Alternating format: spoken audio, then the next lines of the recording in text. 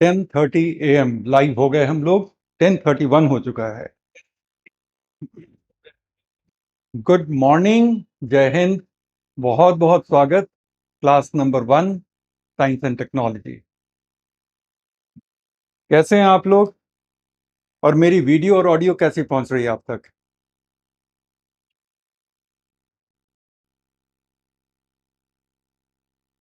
Good good good. तो video और audio अच्छी पहुंच रही है। आपका चैट मुझे दिख रहा है। बहुत सारे गुड मॉर्निंग, जय हिंद के मैसेजेस आ रहे हैं। कुछ प्रणाम के भी मैसेज हैं। सबका बहुत बहुत स्वागत। कई लोगों से पहले मिल चुका हूं, बाकी लोगों ने यूट्यूब पे देखा होगा।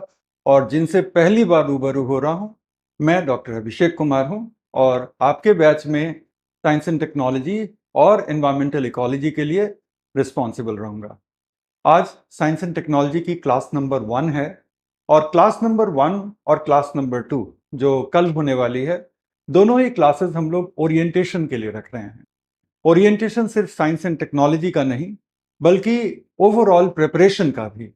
पहले आज हम लोग साइंस एंड टेक्नोलॉजी के इंट्रोडक्शन, ओरिएंटेशन से शुरुआत करेंगे, लेकिन इसी डिस्कशन को जारी रखते हुए कल हम लोग बात करेंगे कि प्रिपरेशन की प्लानिंग कैसे की जाए। ओवरऑल जो आपकी प्रिपरेशन हो, उनमें चीज़ों को हम बैलेंस कैसे करते हैं। अलग अलग पार्ट ऑफ द प्रिपरेशन, मतलब कि जनरल स्टडीज और जनरल स्टडीज के अलग अलग सब्जेक्ट। इसके बाद फिर आता है हमारा ऑप्शनल। ऑप्शनल के अलावा कुछ ऐसी चीज़ें जो जो ना तो जनरल स्टडीज में कायदे से फिट होती हैं और ना ऑप्शनल में फिट होती हैं, लाइक सी सैट, ऐसे वगैरह। उसकी तैयारी के लिए कब से और कैसे टाइम आपको अलॉट करना है, कितना टाइम अलॉट करना है, प्रैक्टिस कैसे करनी है, आंसर राइटिंग कैसे करनी है, प्रीलिम को हम किस तरह से अलग समझें मेंस से, और मेंस को हम प्रीलिम से कैसे अलग समझते हैं, उसके लिए हमारा अप्रोच क्या होना चाहिए, हमारे सोर्सेज, हमारे रिसोर्सेज ये क्या होने चाहिए। तो इन सारी चीज़ों पर जनरल प्रिपरेशन की कंसोलिडेटेड स्ट्रैटेजी के ऊपर हम लोग कल बात करेंगे। लेकिन आज की चर्चा रहेगी साइंस एंड टेक्नोलॉजी, क्योंकि ये साइंस एंड टेक्नोलॉजी की क्लास नंबर 1 है। तो आज हम लोग अपने आप को फेमिलियर करेंगे साइंस एंड टेक्नोलॉजी के सिलेबस के साथ, कि साइंस एंड टेक्नोलॉजी आखिर क्या है और हमारे सिलेबस में इसका जिक्र कैसे आता है। फिर एग्जामिनेशन के अगर हम एक्चुअल पेपर को देखें तो वहां पर इसका जिक्र कैसे आता है, क्योंकि एक डिफरेंस है, देयर इज अ डिफरेंस कि सिलेबस में कैसे इसका जिक्र आता है और एग्जामिनेशन के पेपर में कैसे जिक्र आता है। तो if someone is doing it by just looking at the syllabus, अगर आप सिर्फ सिलेबस देख कर कर रहे हैं तो आप कई चीजों को मिस कर जाएंगे जो कि एग्जाम में आपसे पूछे जाएंगे। और सिर्फ एग्जामिनेशन के क्वेश्चन को अगर आप देखते हैं तो हो सकता है कि पिछले 5 साल में कुछ ऐसे टॉपिक नहीं टच हुए हों जो सिलेबस में हैं, अभी तक पिछले 5 साल में क्वेश्चन नहीं पूछे गए, लेकिन वो सिलेबस में हैं, इसलिए उनका करना हमारे लिए बहुत ही एसेंशियल है। उसकी भी तैयारी होनी चाहिए। तो सिलेबस और पिछले 10 साल 15 साल के क्वेश्चन की एनालिसिस से हम किस नतीजे पर पहुंचते हैं, that is something that we have to see. Prelim के लिए एग्जैक्टली सिलेबस क्या कहता है, मेंस के लिए सिलेबस एग्जैक्टली क्या कहता है, हाल के क्वेश्चन का ट्रेंड कैसा रहा है, साइंस से कितने क्वेश्चन हैं और टेक्नोलॉजी से कितने क्वेश्चन हैं, उसको भी डिकोड करना जरूरी होगा। Last but not the least, हमारे प्रिपरेशन के सोर्सेज क्या होंगे, टूल्स क्या होंगे। दूसरे तरीके से देखें तो साधन क्या क्या हैं और संसाधन क्या क्या हैं, हमारी पूरी तैयारी की अप्रोच क्या होगी, खास तौर पे इस चीज को ध्यान में रखते हुए कि आपके साथ मैं भी काम कर रहा हूं, आप अकेले नहीं हैं। तो जो अकेले हैं, मान लो यही वीडियो मैं यूट्यूब पर एक जनरल मास ऑफ स्टूडेंट के लिए बनाता, जिनके साथ मैं तैयारी के हर चैप्टर, हर टॉपिक में साथ नहीं हूं, उनके लिए तैयारी की एक अलग अप्रोच बतानी होगी, क्योंकि उनको सेल्फ स्टडी पे डिपेंड रहना होगा और उनको उन रिसोर्सेज पे डिपेंड रहना होगा जो आसानी से मार्केट में अवेलेबल हैं, चाहे वो बुक्स हों, वेबसाइट्स हों, कुछ कंपाइलेशंस हों। लेकिन चूंकि आपके साथ मैं हूं इस पूरे सेगमेंट में, ऑब्वियसली आपकी तैयारी की स्ट्रेटजी थोड़ी अलग होगी। और अलग का मतलब यह है कि आपका एफर्ट कम होगा, आपको लगने वाला टाइम कम होगा, लेकिन आपकी प्रिपरेशन ज़्यादा एक्यूरेट होगी, इस एग्जामिनेशन के अलाइनमेंट में होगी, कि जो एग्जाम पूछता है, जो एग्जाम पूछेगा, आप उसके अलाइनमेंट में रहेंगे। तो हमारा अप्रोच क्या होगा? हमारे अप्रोच के दौरान मैं अपने व्यक्तिगत अप्रोच की भी बात करूंगा। सो दैट कि आज आप भी थोड़ा सा अपने आप को मेंटली प्रिपेयर करें कि अभिषेक सर इस तरह से अपने क्लास को ऑर्गेनाइज करेंगे, तो हमें भी इस तरह से तैयार होकर के आना है। अदरवाइज मैं और आप अगर एक तारतम्य में काम नहीं करेंगे तो जिस डिजायर्ड रिजल्ट के लिए काम कर रहे हैं वो नहीं मिलेगा। आपका टाइम तो वेस्ट होगा ही होगा, पढ़ाई, आपकी पढ़ाई में जो मैंने अपनी एनर्जी और टाइम इन्वेस्ट की वो भी वेस्ट होगा, और वेस्टेज नहीं होने देना है, क्योंकि वेस्टेज की जो कीमत है वो बहुत महंगी अदा करनी होती है, खासतौर पे एक स्टूडेंट को। टीचर का क्या है, टीचर के पढ़ाए हुए में कुछ बच्चों का सिलेक्शन भी होगा, टीचर को हमेशा पढ़ाने के लिए एक अगला बैच मिल जाएगा, अगला बैच अगले ही महीने आ सकता है, उसमें कहीं कोई प्रॉब्लम नहीं है। लेकिन एक स्टूडेंट के लिए अगर उसने अपने अप्रोच को सही नहीं रखा, टीचर के साथ क्लोजली स्टूडेंट ने काम नहीं किया, और स्टूडेंट का अगर एफर्ट वेस्ट होता है, तो स्टूडेंट के लिए अपने आप को प्रूव करने के लिए, रिडीम करने के लिए फिर अगले साल का इंतजार करना होता है, वो कीमत बहुत ज्यादा होती है। इसलिए आपको ये बहुत इंपॉर्टेंट होगा कि आप मेरे टीचिंग स्टाइल को समझें और उस हिसाब से अपने आप को अलाइन करें। ट्रस्ट मी, वो आपके बेस्ट इंटरेस्ट के लिए ही उस तरह से टीचिंग स्टाइल अपनाया गया है। उसमें मेरी अपनी सुविधा, मेरी अपनी कंफर्ट कहीं भी नहीं आती, ये कंसिडरेशन ही नहीं है। मैं मानता हूं कि as a teacher this is my duty to bring you closest to your success. Journey तो आप ही को चलनी है, लेकिन आपको डायरेक्शन देना, आपको वो टूल्स देना, आपको वो रिसोर्सेज देना जिससे कि आप अपने डेस्टिनेशन तक पहुंच सकते हैं। तो फॉर दैट आपको मेरे साथ चलने की जरूरत होगी, और उस तरह से चलने की जरूरत होगी जिस तरह से मैं आपको बता रहा हूं। उतना आपको ट्रस्ट मुझ पे रखना पड़ेगा, अपने आप को डिसिप्लिन करना पड़ेगा कि आप उस रोड से, उस पाथ उस पाथ से आप डेविएट ना करें। मैं आपसे क्लास में क्या एक्सपेक्ट करता हूं वो भी बात करूंगा, कितना लिखना है मेरी क्लासेस में। क्लास के बाद आपको क्या करना है, वो सारी चीजों की अच्छी चर्चा होगी। लास्टली हम बात करेंगे रिवीजन की, आंसर राइटिंग प्रैक्टिस की, और इस सेशन को क्लोज करते वक्त मैं बात करूंगा कि अपने तैयारी को, जब ये सेगमेंट आपको ओवर हो जाएगा तो भी अपनी तैयारी को अपडेट रखने का क्या तरीका होगा। ये सारी बातें करनी है आज की इस क्लास में। शुरुआत अब कर लेते हैं। सर रिफ्लेक्शन आ रहा है लाइट का, लाइट कम कर लो प्लीज। आप मेरे टेक्निकल एडवाइजर ना बने, आप स्टूडेंट बने रहें, और मुझे इस तरह के इरेलीवेंट चीजों को मत पॉइंट आउट करें। इससे एक ही बात साबित होती है मेरी नजरों में कि आप अपनी पढ़ाई पर ध्यान नहीं दे रहे हैं। रिफ्लेक्शन मेरे फेस पे आ सकता है, आ रहा होगा, जब तक कि आप मुझे देख रहे हैं और जब तक कि आप मुझे पहचान पा रहे हैं और मेरे पीछे के इस बोर्ड को देख पा रहे हैं, nothing else matters. What matters is what I have to share with you, and what matters if you are able to take it from me or not। क्योंकि ये एक बहता हुआ पानी है, जो रिवर के बारे में कहते हैं, एक नदी के बारे में, कि आप एक ही नदी में कभी भी दो बार नहीं खड़े हो सकते, क्योंकि जब भी आप नदी में जाएंगे और खड़े होंगे, वो कोई और पानी आपके शरीर को स्पर्श कर रहा होगा। वो पानी जिसने पिछली बार आपके शरीर का स्पर्श किया था, वो पानी तो बहता हुआ कहाँ चला गया। तो क्लासेस भी वैसी ही होती है, एक नदी की तरह होती है। अगर छूट गया तो छूट गया। आप वीडियो देख सकते हैं, लेकिन मुझे भी पता है कि जो बच्चा एक बार लाइव में बैठता है वो दोबारा वीडियो नहीं देखता।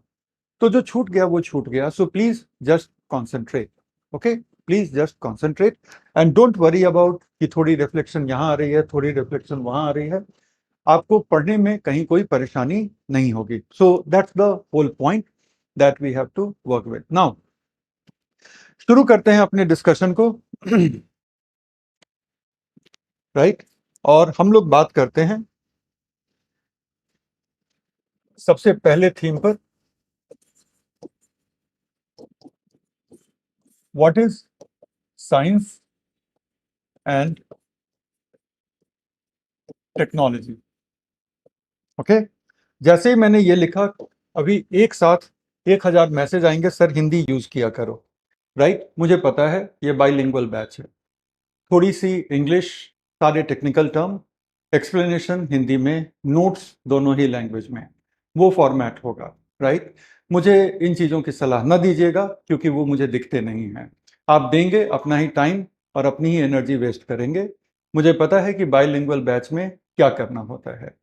और इतनी इंग्लिश जो अभी बोर्ड पे लिखी है, अगर आपको इतनी इंग्लिश से भी कठिनाई है जरा सिविल सर्विस के सिलेबस को, सिविल सर्विस के एग्जाम के स्कीम को एक बार कायदे से देख लीजिएगा और अपने आप से पूछिएगा कि क्या हम सिविल सर्विस की तैयारी में सच्ची में लगे हुए हैं या बस हमारा इंटेंशन है लेकिन हमारा एक्शन तो किसी दूसरे डायरेक्शन में जा रहा है। दुनिया में 99.9% लोगों में इंटेंशन और एक्शन में मिसमैच होता है। हम चाहते कुछ और हैं, हमारे एक्शन हमें किसी और दिशा में ले जा रहे होते हैं, कम से कम उस दिशा में तो नहीं जिस दिशा में हमारा इंटेंशन है। तो साइंस, टेक्नोलॉजी, व्हाट इज, ये सबसे कोई परेशानी होनी नहीं चाहिए। But I am sensitive to the fact, इस चीज को लेकर के मैं खुद भी जागरूक हूँ, संवेदनशील हूँ कि ये बाइलिंगुअल बैच है। इस बैच में बहुत बड़ी संख्या में ऐसे बच्चे बैठे हुए हैं जो हिंदी मीडियम से प्रिपेयर कर रहे हैं और एक अच्छी खासी संख्या में वो बच्चे भी बैठे हुए हैं जो इंग्लिश मीडियम से प्रिपेयर कर रहे हैं। मेरे अपने परिवार के, मेरे अपने फ्रेंड सर्कल के जो यंगर मेंबर्स हैं, उनमें से भी कई बच्चे, जैसे हमारे दोस्तों के भाई भतीजे, ऐसे लोगों को भी इस बैच में मैंने एडमिशन दिलाया था जब इस बैच का एडमिशन खुला था। तो मेरे परिवार के भी कुछ लोग इस बैच में हैं, मेरे अपने सर्कल के भी कुछ बच्चे इस बैच में हैं। उनमें से कुछ इंग्लिश में तैयारी कर रहे हैं, उसमें से कुछ हिंदी में तैयारी कर रहे हैं। तो मैं इस चीज को लेकर के खुद ही बहुत सेंसिटिव हूं कि यहाँ पर जो भी चीजें कराई जाएं वहां पे समझाने के लेवल पे ज्यादा से ज्यादा हिंदी यूज हो, क्योंकि हम सारे हिंदी बेल्ट से आते हैं। बट नेचुरल है कि हिंदी में अगर चीजें समझाई जाएं तो हम ज्यादा अच्छा समझेंगे। But at the same time क्या वो एकदम से शुद्ध और कह लो कि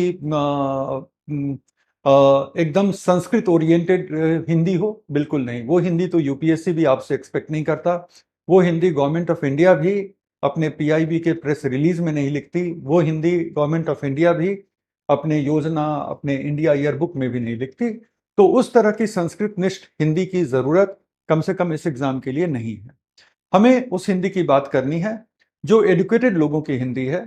तू तड़ाक वाली हिंदी नहीं होनी चाहिए, जो एडुकेटेड लोगों की हिंदी है, जहां के मैक्सिमम शब्दों को आप एग्जाम में एज इट इज यूज कर सकते हैं और जो जिन वर्ड्स को आपको चेंज करना है वो वर्ड्स भी आपको आते हैं। जैसे मैंने कहा कि जहाँ के मैक्सिमम शब्दों को आप एग्जाम में यूज कर सकते हैं, तो इसको अगर हम बिल्कुल हिंदी में बोलें तो हम कहेंगे कि जहाँ के अधिकतर शब्दों का आप अपनी परीक्षा में इस्तेमाल कर सकते हैं।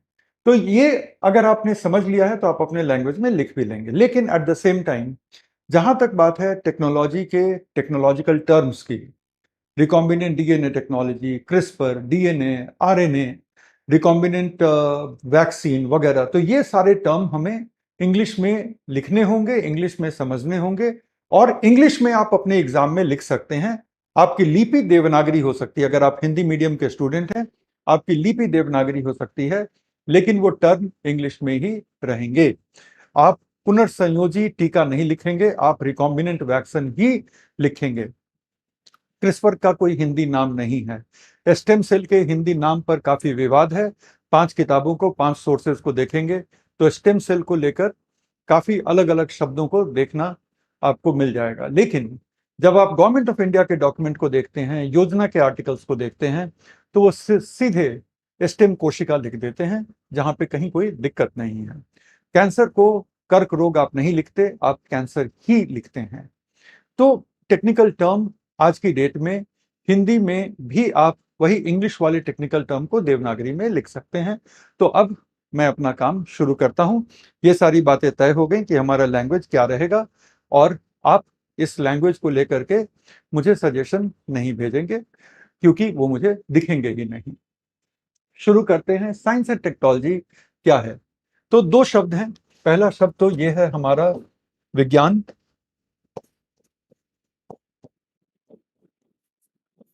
और दूसरा वर्ड है हमारा प्रौद्योगिकी। राइट, हमारे सिलेबस के ये 2 शब्द हैं और अगर गौर करो तो साइंस एंड टेक्नोलॉजी, ये जो 2 शब्द हैं, ये मेंस के सिलेबस में देखने को मिलता है। पीटी के सिलेबस में तो ये वर्ड देखने को भी नहीं मिलता। पीटी में हमें जो दिखता है वो कहलाता है जनरल साइंस, सामान्य विज्ञान। उसकी बात बाद में करते हैं। सबसे पहले हम साइंस की बात करते हैं, विज्ञान की बात करते हैं कि विज्ञान वो क्या चीज है, विज्ञान पढ़ाई की वो क्या डिसिप्लिन है, उसकी बात हम लोग कर लें। तो विज्ञान हम पढ़ाई के अध्ययन के उस डिसिप्लिन को कहते हैं जिससे कि हमारे इर्द गिर्द जो भी चीजें हैं, जो भी चीजें घटित हो रही हैं, उनकी व्याख्या होती है। तो साइंस में हम उन लॉज को, उन प्रिंसिपल्स को, सिद्धांतों को और उन प्रोसेसेस को, उन प्रक्रियाओं को समझते हैं जो हमारे इर्द गिर्द और यूनिवर्स की तमाम चीजों के अस्तित्व की व्याख्या करता है, उनके एग्जिस्टेंस की व्याख्या करता है। और इतना ही नहीं करता, बल्कि वो ये भी हमें एक्सप्लेन करता है कि वहां पे जो प्रोसेसेस चल रहे हैं वो कौन से प्रोसेसेस हैं और वो कैसे चल रहे हैं। फॉर एग्जाम्पल, हम सन को एनर्जी की अनलिमिटेड रिसोर्स या अक्षुण्ण स्रोत हम क्यों मानते हैं? हालांकि बहुत स्ट्रिक्टली टेक्निकली देखो तो ऐसा है नहीं। एक दिन सन भी कोलैप्स करेगा। Even sun will be dead star, scientifically speaking. लेकिन वो हमारे कई लाख जनरेशंस के बाद भी वो नहीं होगा। Theoretically one day sun will be a dead star, but हमारे ह्यूमंस के कई लाख जनरेशंस के बावजूद sun would not be dead star. तो मोर और लेस अगर हम ह्यूमन आइज से देखें तो इतना हम कह सकते हैं कि सन ऊर्जा का एक अक्षुण्ण स्रोत है, एक ऐसा स्रोत है जो कभी भी खत्म नहीं होगा। सवाल उठता है कि वो कौन सी प्रक्रियाएं हैं, वो कौन से प्रोसेसेस हैं जो सन पे चल रही होती हैं और वो कैसे चल रही होती हैं। तो साइंस इन सारी चीजों की एक्सप्लेनेशन आपको देता है। तो science is that discipline of studies in which the various entities of the universe, various processes of the universe are explained। ठीक है। और अगर हिंदी में बोलें तो विज्ञान अध्ययन का वो क्षेत्र है जहां पर स्थापित नियमों, सिद्धांतों के आधार पर हमारे पूरे यूनिवर्स में पाई जाने वाली चीजें और हो रही प्रक्रियाओं की की विवेचना का एक्सप्लेनेशन दिया जाता है। तो that is what science is. ठीक है। तो ये थोड़ा सा आप लिख लो, मैं हिंदी और इंग्लिश दोनों में इन चीजों को लिख देता हूं। ठीक है। और discipline of studies with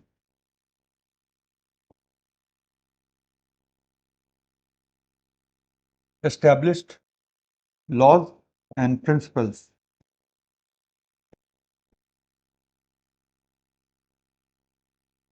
which explain things and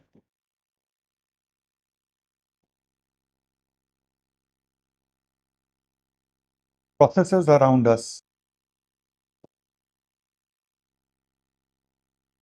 and in the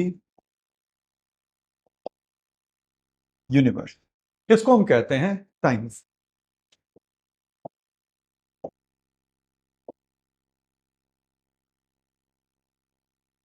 अध्ययन का वह क्षेत्र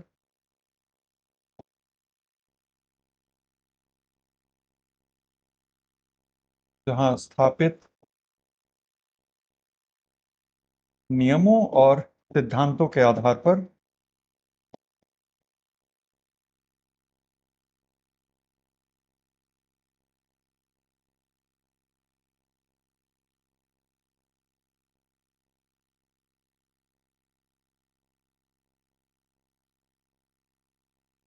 हमारे आसपास और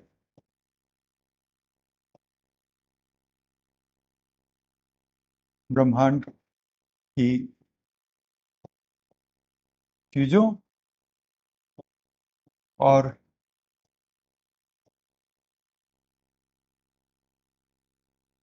प्रक्रियाओं की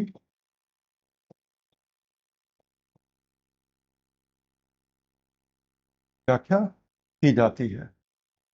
सो साइंस डिसिप्लिन जो है वो पढ़ाई का एक प्योर डिसिप्लिन है। प्योर डिसिप्लिन से हमारा मतलब है कि यहाँ पर हम चीजों को पढ़ते हैं, चीजों को एक्सप्लेन करते हैं, लेकिन यहाँ पर एप्लीकेशन हम डेवलप नहीं करते। हमारे थ्योरीज होते हैं, हमारे प्रिंसिपल्स होते हैं, उनको समझते हैं, उनके बेसिस पर हम उसका एप्लीकेशन ढूंढ निकालेंगे। लेकिन साइंस का काम एप्लीकेशन नहीं है। एप्लीकेशन के डोमेन में आप जाते ही आप टेक्नोलॉजी के डोमेन में चले जाते हैं। ठीक है, एप्लीकेशन में जाते ही आप टेक्नोलॉजी के डोमेन में चले जाते हैं। और टेक्नोलॉजी और साइंस के बीच में यही फंडामेंटल चीज है कि साइंस चीजों को पढ़ता है, साइंस चीजों की व्याख्या करता है, चाहे वो चीजें हों या प्रक्रियाएं हों। But on the other hand technology जो है, इन्हीं सिद्धांतों, इन्हीं नियमों और इन्हीं व्याख्याओं के आधार पर वो हमारे डे टू डे लाइफ के लिए, हमारे किसी कमर्शियल इंटरेस्ट के लिए, हमारे किसी इंडस्ट्री के लिए या फर्दर रिसर्च के लिए कोई ना कोई चीज़ों को डेवलप करता है, किसी ना किसी टूल्स को, टेक्निक को डेवलप करता है। तो उसको हम प्रौद्योगिकी कहते हैं। आप लोग इसको लिख लीजिए, मैं एक सेकंड के लिए बोर्ड के सामने से हट गया हूं।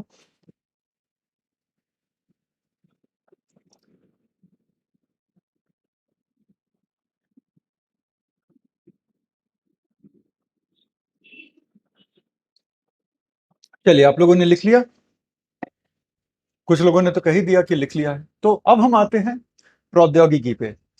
और अगर कुछ छूट जाए तो आप बहुत ज्यादा परेशान ना होइएगा, इसलिए कि ये एक्सपोर्ट करके आपके साथ शेयर भी किया जाएगा। और जब हम प्रॉपर टॉपिक पर आ जाएंगे अपनी मंडे वाली क्लास से, तो हर क्लास के पहले ही आपको उस क्लास का पीडीएफ मिल जाएगा। दूसरे शब्दों में, मंडे को जो हम करने जा रहे हैं उसकी पीडीएफ आपको कल ही मिल जाएगी कि आप आराम से आप पढ़ करके आएंगे उसको, तो दैट कि मंडे को जब हम और आप उस टॉपिक पर बात करें तो from a place of knowledge, कि आप भी उस टॉपिक पर थोड़ा नॉलेज रखते हैं, आपको भी अब उस टॉपिक की सीमाओं का पता है। और उसके बाद अगर हम बात करेंगे तो वो बड़ा मीनिंगफुल और बड़ा पर्पसफुल होगा।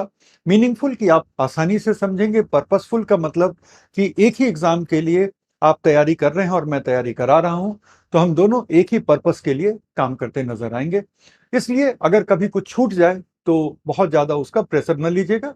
रोज शाम में रिवीजन तो करते ही होंगे, तो उस समय इन चीजों को कंप्लीट कर लीजिएगा।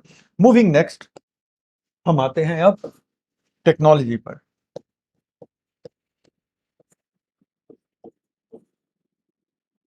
टेक्नोलॉजी का मतलब होता है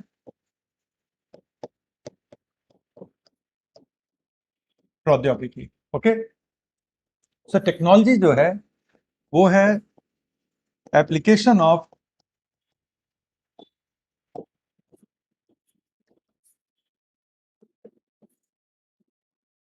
साइंटिफिक थ्योरीज,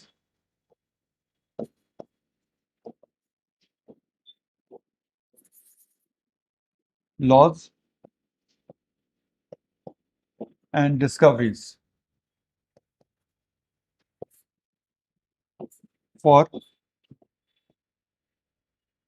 ह्यूमन वेलफेयर, चाहे वो किसी भी तरह से हो रहा हो, और फॉर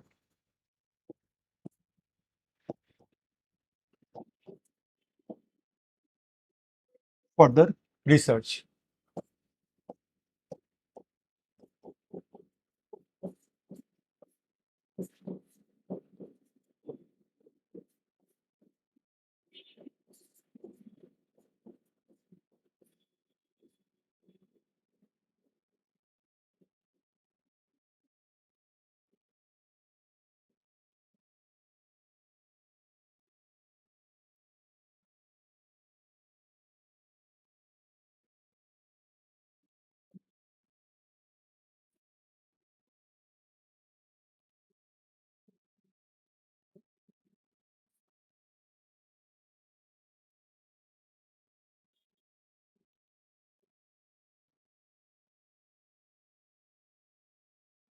कई बार मैं सोचता हूं कि मेरा ट्रांसलेशन उतना भी बुरा नहीं है, इसीलिए मैंने बहुत बार ट्रांसलेटर्स को ढूंढने की कोशिश की कि कोई मेरे इंग्लिश के काम को हिंदी में ट्रांसलेट कर दे, क्योंकि मैंने अपने करियर के 20 साल में 95% क्लासेस इंग्लिश में ही ली हैं।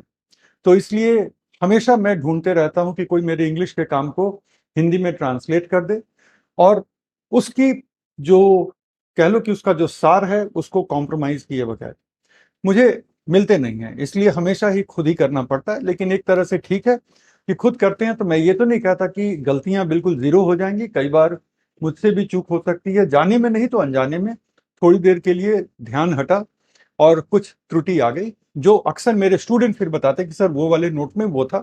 मैं उसको ईमानदारी से मान भी लेता हूँ कि अगर ऐसा था तो वो गलत था, वो मैंने भी किया तो भी वो गलत है। ऐसा नहीं है कि मैंने कर दिया तो वो सही ही है हमेशा, लेकिन अगर मैं करूं तो 99.9% संभावना होती है कि ऐसी त्रुटियां नहीं होती हैं। और जो मैं कहना चाहता हूं वो एग्जैक्टली मैं अपने स्टूडेंट के साथ और एग्जाम के अलाइनमेंट में डिस्कस कर पाता हूं। हालांकि चूंकि आपके लिए मैंने पीडीएफ बना रखा है और उसको मैं टाइम टू टाइम अपडेट भी कर रहा हूं, तो इसलिए मुझे लगता है कि बहुत ज़्यादा हमारे इस बैच में लिखने की ज़रूरत नहीं होगी। लेकिन जो भी ज़रूरत होगी तो आप मेरे ट्रांसलेशन पे रिलाई कर सकते हैं।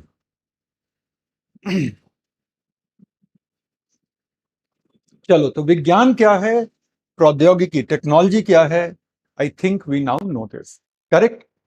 तो अब थोड़ा हम आगे बढ़ते हैं और देखते हैं कि भाई विज्ञान और प्रौद्योगिकी का सिलेबस क्या है और यूपीएससी इसको हमारे सिलेबस में, यूपीएससी इसका मेंशन कैसे करता है, इसका जिक्र कैसे आता है, वो भी जरा देखते हैं, क्योंकि वो बड़ा दिलचस्प है।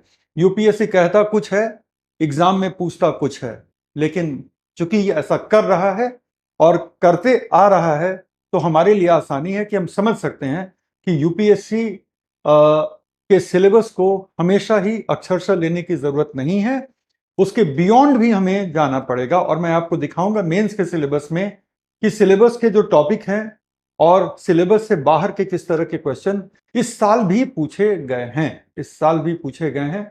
सो we are going to look into that, वो भी देखेंगे। अब हम जरा चलते हैं कि सिलेबस का स्कोप क्या है। तो ये हमारा फर्स्ट पार्ट ओवर हो गया, ठीक है। फर्स्ट पार्ट हमारा यही था, what is science and technology. अब हम आते हैं दूसरे पार्ट पर, साइंस एंड टेक्नोलॉजी। अब हम ऐसे ही लिखेंगे, अब पूरा विज्ञान एवं प्रौद्योगिकी नहीं लिखेंगे, साइंस एंड टेक्नोलॉजी नहीं लिखेंगे, एसएनटी लिखेंगे। SNT in syllabus. सिलेबस में साइंस एंड टेक्नोलॉजी का जिक्र कैसे आता है वो देखना अब दिलचस्प होगा। तो सबसे पहली बात तो क्या है कि science and technology prelim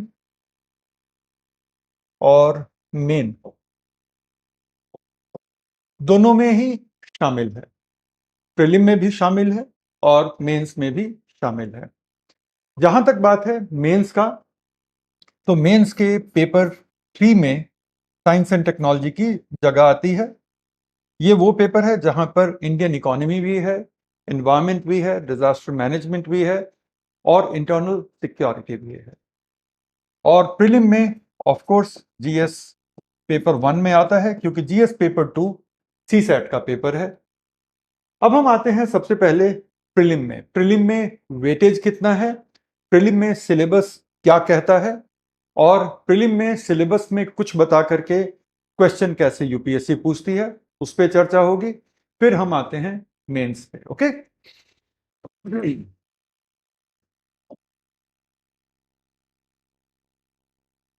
science and technology in prelims. तो science and technology in prelims, तो देखो प्रीलिम में कुल मिलाकर के 7 टॉपिक्स मेंशन हैं।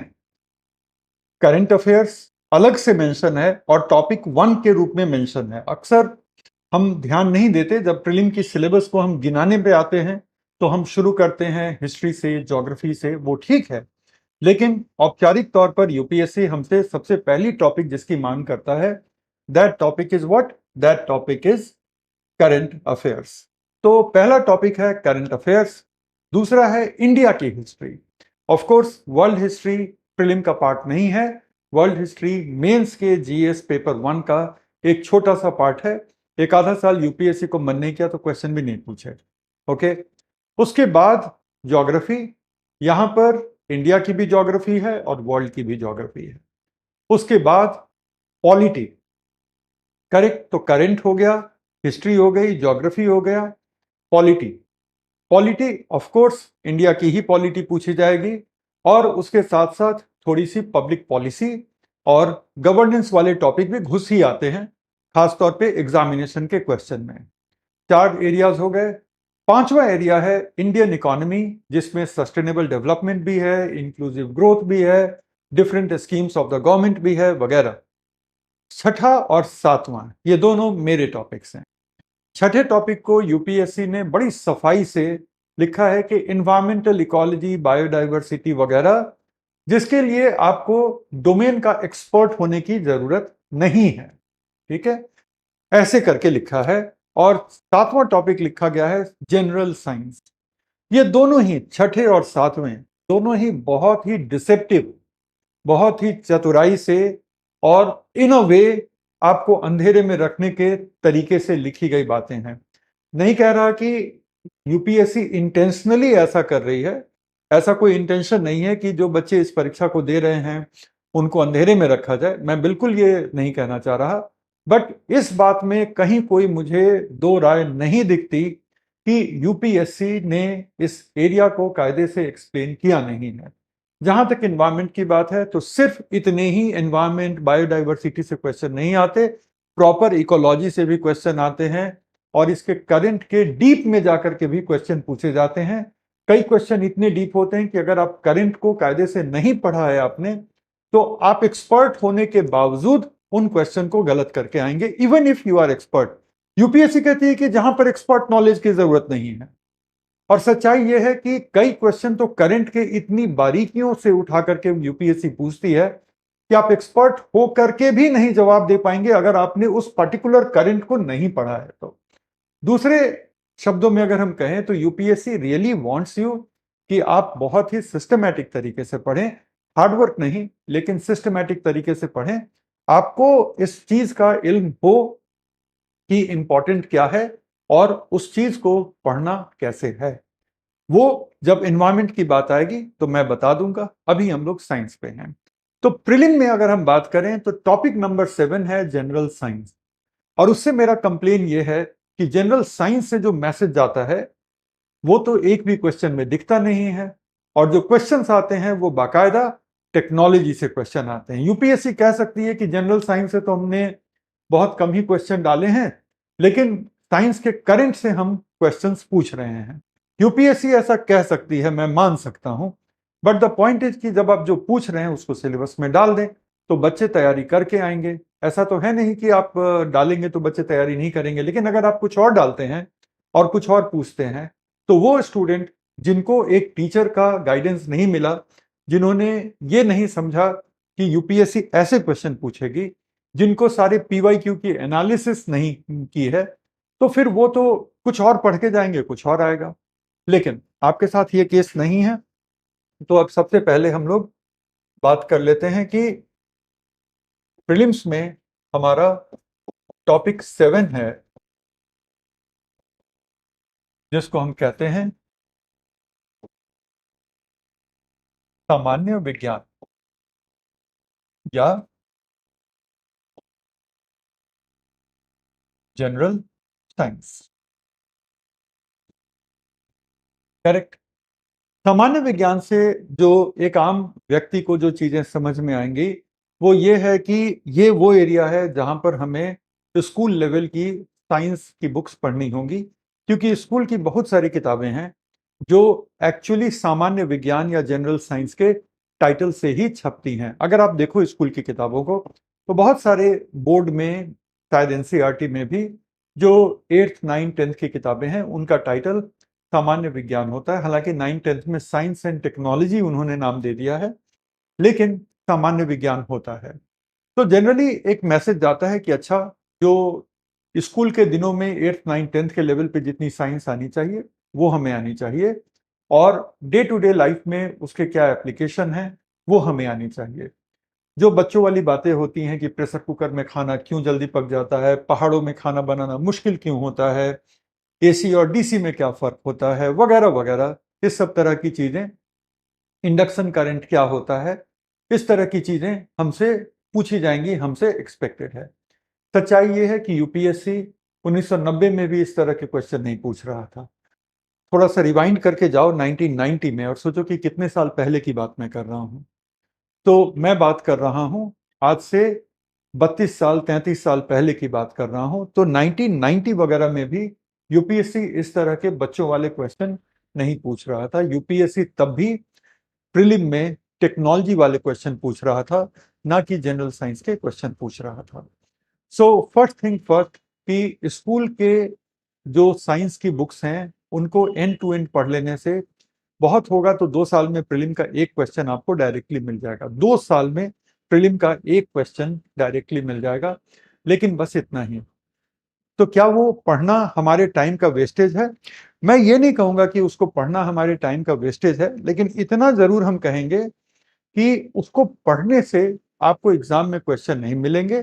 उसको पढ़ने से आपके बेसिक्स रिवाइज हो जाएंगे, और वो साइंस के जो प्रिंसिपल्स आप समझोगे, उससे कुछ कुछ हमारे टेक्नोलॉजी के एस्पेक्ट को समझने में आसानी होगी। उससे ज्यादा कोई फायदा नहीं होगा। दूसरे वर्ड्स में हम कहें तो कुछ टॉपिक्स के लिए वो बैकग्राउंडर का काम करेंगे। आपको पढ़ना है या नहीं पढ़ना है, वो आज ही के डिस्कशन के लास्ट में हम आपसे बात कर लेंगे। तो सबसे पहली बात क्या है यहां पर,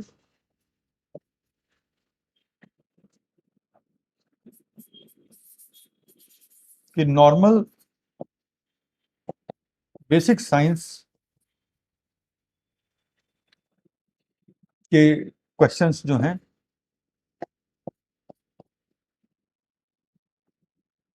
ऑलमोस्ट नो क्वेश्चन। ठीक है, मतलब लगभग जीरो के बराबर। अगर 2 साल में एक क्वेश्चन आ ही गया तो उसको आप क्या ही कहोगे कि क्या वो क्वेश्चन था, क्या वो एरिया इंपॉर्टेंट हो गया, वगैरह वगैरह, है ना।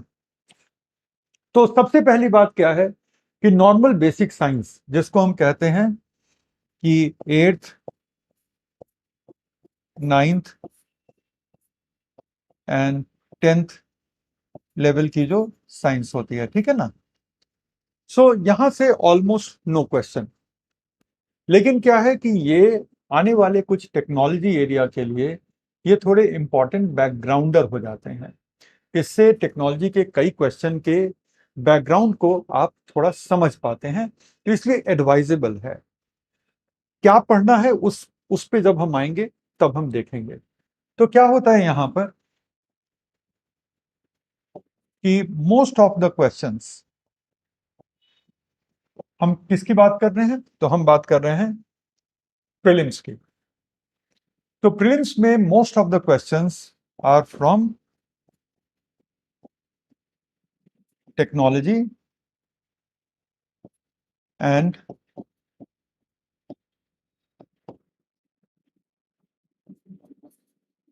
Technology triggered science. इसको थोड़ा एक्सप्लेन करने दो, और हिंदी में अब मैं एक्सप्लेन करता हूं। तो ये समझ में आ गया कि नॉर्मल बेसिक साइंस से न के बराबर क्वेश्चन आते हैं, और मोस्ट ऑफ द क्वेश्चन जो होते हैं वो टेक्नोलॉजी और टेक्नोलॉजी ट्रिगर साइंस से आते हैं। दोनों चीजों को अब समझना जरूरी है।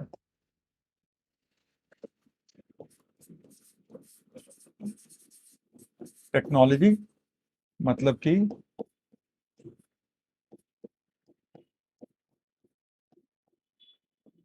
प्रौद्योगिकी, लेकिन दूसरा पार्ट ज्यादा इंटरेस्टिंग है, वो है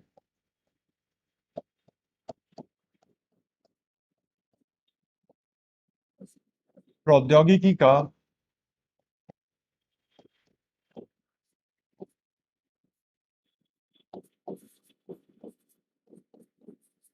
आधारभूत विज्ञान, जिसको मैंने कहा था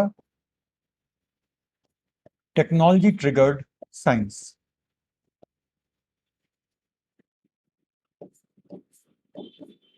ओके, एक एग्जाम्पल, दो एग्जाम्पल, तीन एग्जाम्पल देख करके इसको हम आराम से समझ जाएंगे। लेट अस से कि टेक्नोलॉजी में क्वेश्चन आता है वैक्सीन से, ठीक है, या क्वेश्चन आता है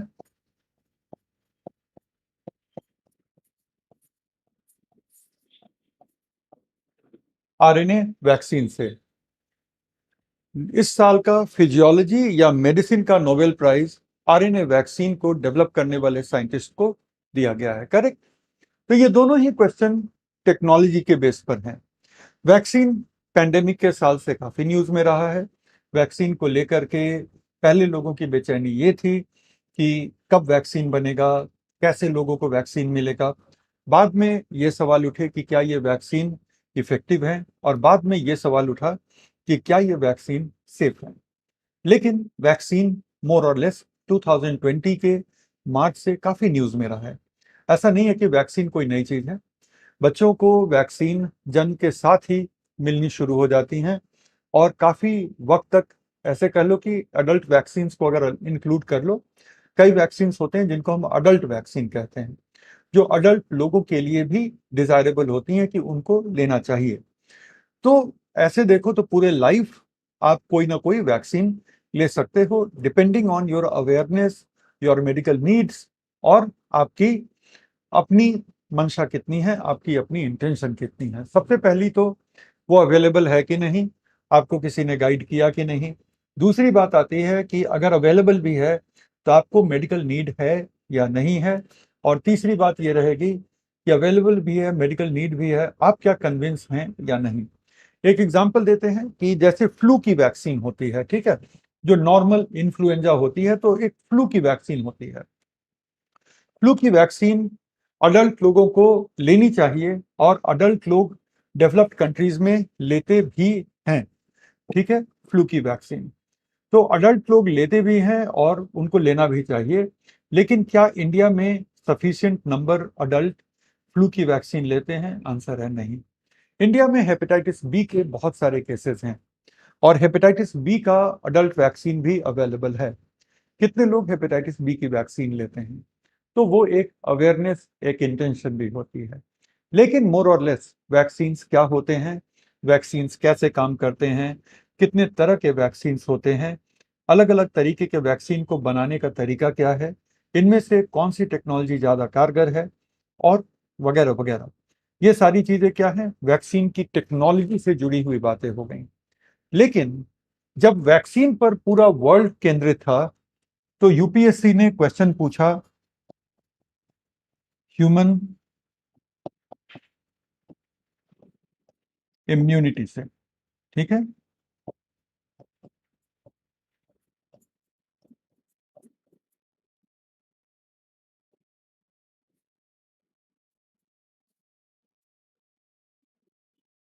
इम्यूनिटी इज प्रतिरक्षण तंत्र। तो यूपीएससी ने यहां से क्वेश्चन पूछा। ये मुमकिन है, हालांकि ऐसा क्वेश्चन नहीं पूछा, लेकिन ये मुमकिन है कि यूपीएससी कभी सेंट्रल डॉगमा से क्वेश्चन पूछ दे। सेंट्रल डॉगमा बेसिकली ये बताता है कि सेल में जो डीएनए होता है, उस डीएनए से सबसे पहले सेल आरएनए बनाता है, और आरएनए बनाने के बाद उससे प्रोटीन बनती है। अगर आप आरएनए वैक्सीन के बारे में पढ़ रहे हैं, तो अनजाने में ही सही, लेकिन सेंट्रल डॉगमा के इस बेसिक प्रोसेस से आप इंट्रोड्यूस हो जाएंगे, परिचित हो जाएंगे। क्योंकि आरएनए वैक्सीन आपकी बॉडी में सेल में जाकर के प्रोटीन बनाते हैं, जो वायरस का प्रोटीन होता है। फिर आपका इम्यून सिस्टम उस प्रोटीन को देखता है, उस प्रोटीन पर अटैक करता है, और इस पूरे के पूरे प्रोसेस में आपकी इम्यून सिस्टम अपने आप को वायरस के प्रोटीन के अगेंस्ट तैयार कर लेता है। मेमोरी सेल्स भी क्रिएट होती हैं। फिर अगली बार जब रियल वायरस आपकी बॉडी में अगर आता है, आपका इम्यून सिस्टम उससे डील करने के लिए रेडी है, क्योंकि उसी वायरस के सरफेस के कुछ प्रोटीन से हमारा इम्यून सिस्टम पहले एक्सपोज हो चुका है वैक्सीन के थ्रू। और चूंकि वो एक्सपोज हो चुका है वैक्सीन के थ्रू, उसके पास उस प्रोटीन के खिलाफ एंटीबॉडीज हैं, और वो एंटीबॉडीज वायरस को उसी प्रोटीन पे अटैक करेंगे जिसके लिए वो एंटीबॉडी पहले से बन के तैयार हैं। लेकिन इस पूरे के पूरे प्रोसेस को समझने के लिए आरएनए वैक्सीन काम कैसे करते हैं वो आप पढ़ेंगे, और वो रिलेटेड है सेंट्रल डॉगमा से। यूपीएससी अगर सेंट्रल डॉगमा से क्वेश्चन पूछती है, तो इसका यह मतलब नहीं है कि यूपीएससी वापस नॉर्मल जनरल साइंस में चली गई। यूपीएससी ने इसलिए पूछा क्योंकि आरएनए वैक्सीन के डेवलपर को नोबेल प्राइज दिया गया है। अब ये बड़ी बात है, इसलिए पूछना काफी लाजमी है, पूछना प्रासंगिक है, रेलेवेंट है। अगर हम बात करें इस साल के केमिस्ट्री के नोबेल प्राइज को, तो क्वांटम डॉट्स, और अभी हाल ही में हम पढ़ाए हैं इंग्लिश बैच में नैनो टेक्नोलॉजी में, क्वांटम डॉट्स के डेवलपर्स को नोबेल प्राइज दिया गया है। और क्वांटम डॉट्स आज की डेट में हर जगह हैं।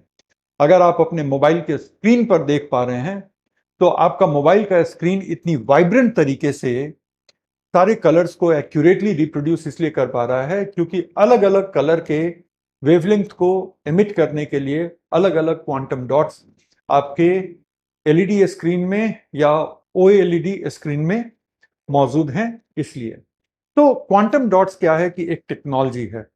लेकिन अगर क्वांटम डॉट्स के बहाने अगर आपसे ये पूछ लिया जाए effect of size of nano particle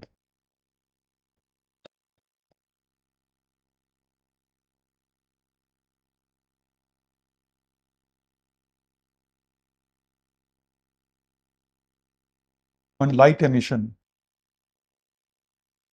मतलब कि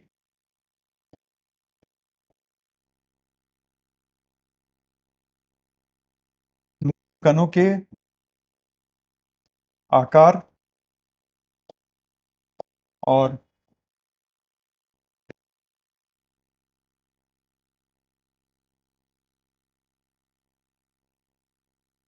प्रकाश उत्सर्जन का संबंध।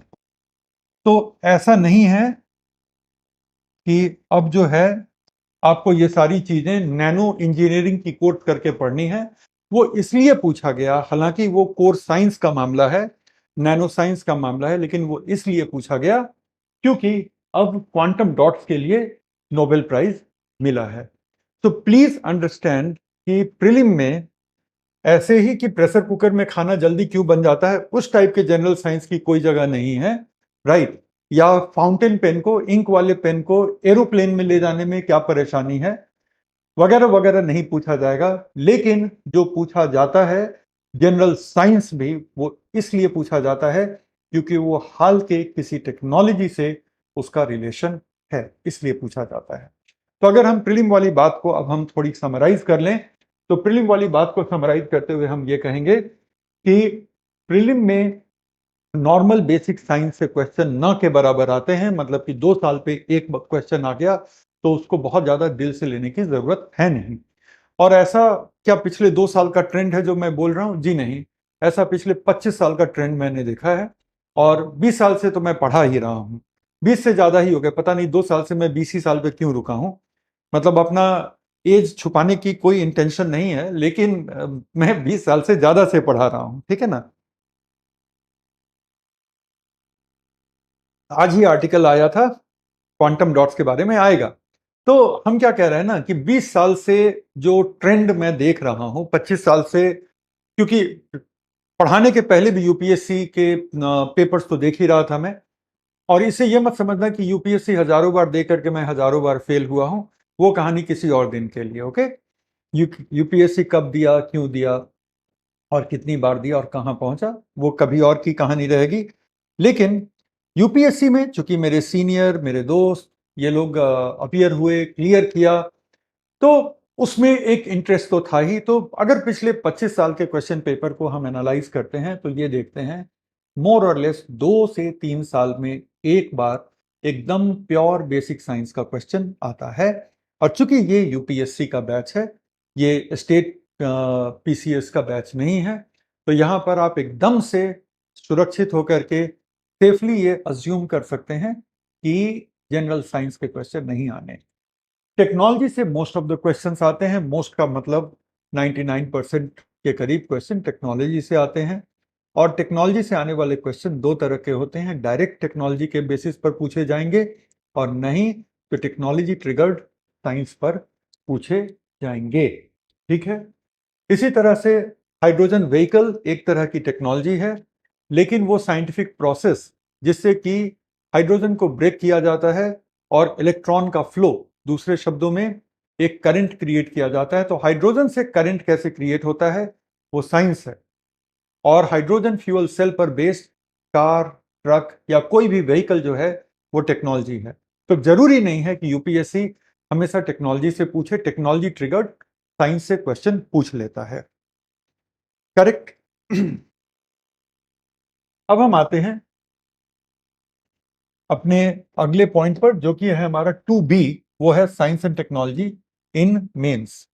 तो science and technology in mains का सिलेबस जो है वो थोड़ा सा बेहतर तरीके से दिया हुआ है, ठीक है ना।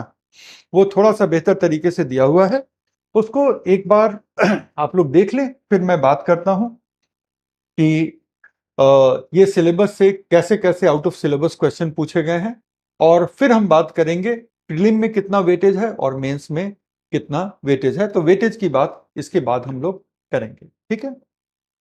अब चलो, ये है हमारा 2B science and technology in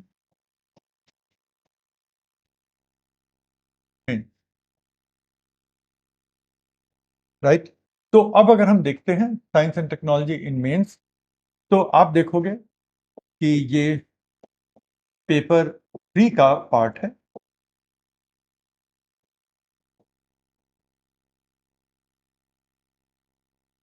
normally 3 questions per year होते हैं, लेकिन 2023 में 5 क्वेश्चंस पूछे गए हैं। करेक्ट। तो 5 एक बहुत बड़ी संख्या होती है, और इस साल साइंस और एनवायरनमेंट को मिला करके टोटल 9 क्वेश्चन पूछे गए हैं। मेंस के पेपर 3 में 25 क्वेश्चंस थे। 25 क्वेश्चंस में से 9 क्वेश्चन साइंस और एनवायरनमेंट के थे। इसके एनालिसिस मैंने एक दिन लाइव सेशन में की थी, शायद आप में से कई लोग बैठे हुए थे उस दिन। अगर नहीं भी बैठे हुए हैं तो हमारे केजीएस के प्लेटफॉर्म पे, यूट्यूब प्लेटफॉर्म पे वो वीडियो है, एक दिन आप जाकर के उसको देख लीजिएगा। तो उन क्वेश्चंस को मैंने एनालाइज भी किया है, एक आंसर के पॉइंटर्स भी बताने की कोशिश की है। लेकिन नॉर्मली 3 क्वेश्चन का वेटेज होता है। हो सकता है कि आने वाले वक्त में ये वेटेज बढ़ जाए, कम से कम 2023 में ये वेटेज बढ़ा हुआ था, उसको हम डिनाई तो कर ही नहीं सकते।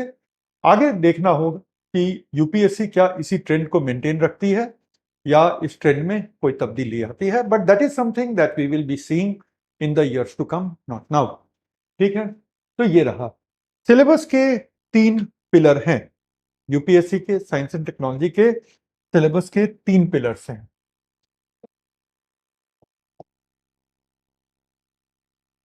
ठीक है।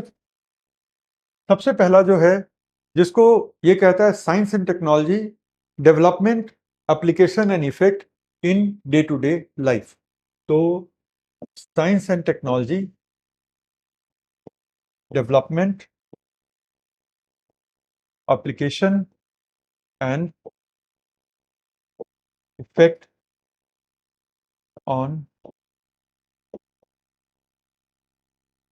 Day to day life.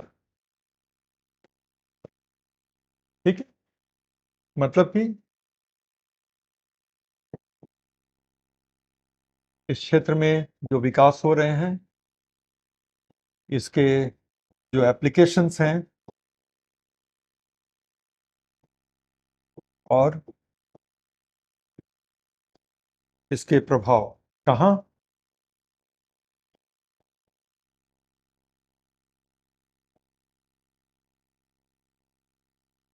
रोजमर्रा के जीवन में। ठीक है। डे टू डे लाइफ में कैसे साइंस एंड टेक्नोलॉजी के अलग अलग डेवलपमेंट्स हैं, अलग अलग एप्लीकेशन हैं, और कैसे उनका इफेक्ट हो रहा है। तो ये हमारा पहला एरिया है। दूसरा एरिया है जिसको हम कहते हैं स्पेसिफिक सेक्टर्स।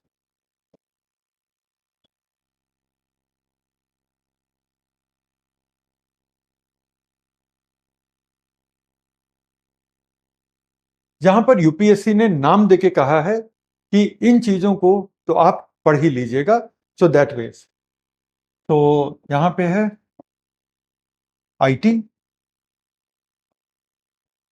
दूसरा है स्पेस, तीसरा है nano technology,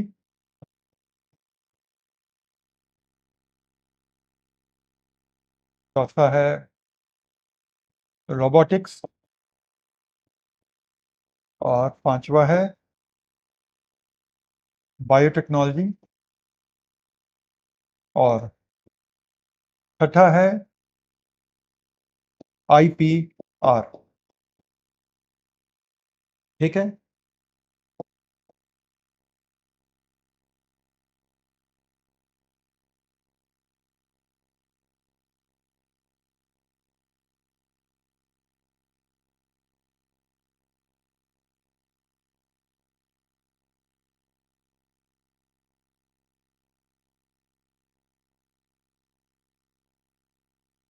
nano technology, nano technology ही है। बहुत करिएगा तो नैनो प्रौद्योगिकी लिख लीजिएगा।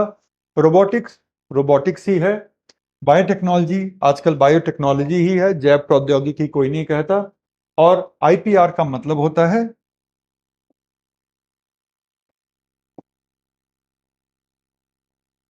बौद्धिक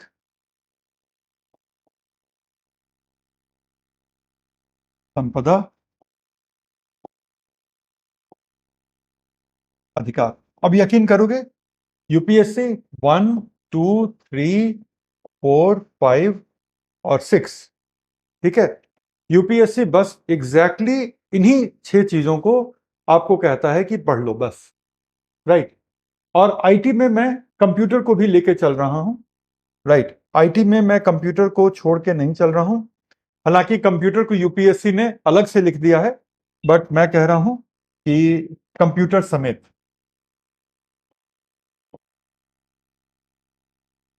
आईटी एंड कंप्यूटर्स। ऑलराइट, एक बार देख लो। और तीसरा जो है जो इसका तीसरा पिलर है साइंस एंड टेक्नोलॉजी का, वो है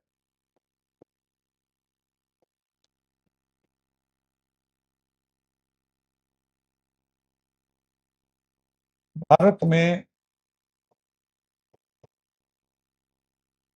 हो रहा विकास विज्ञान के क्षेत्र में।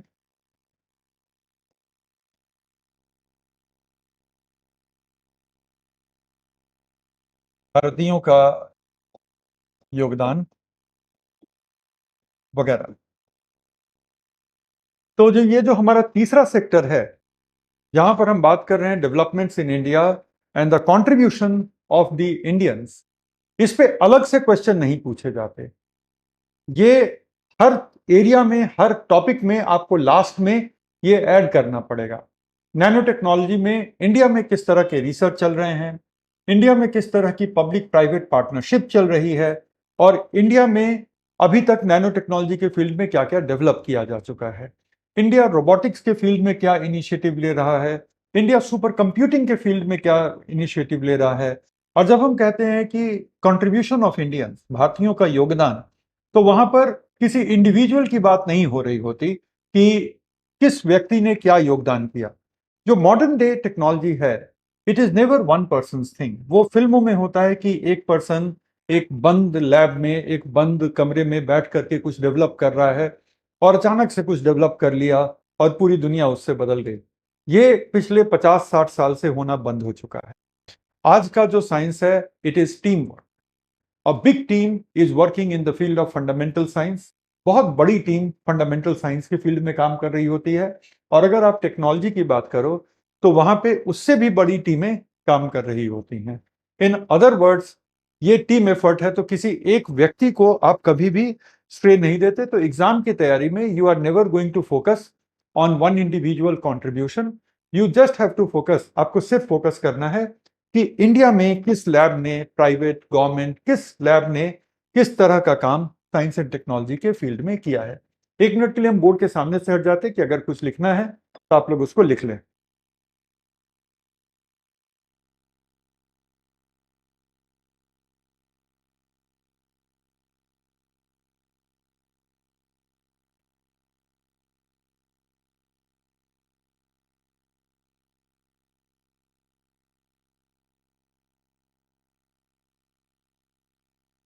चलो, सो ये हो गया।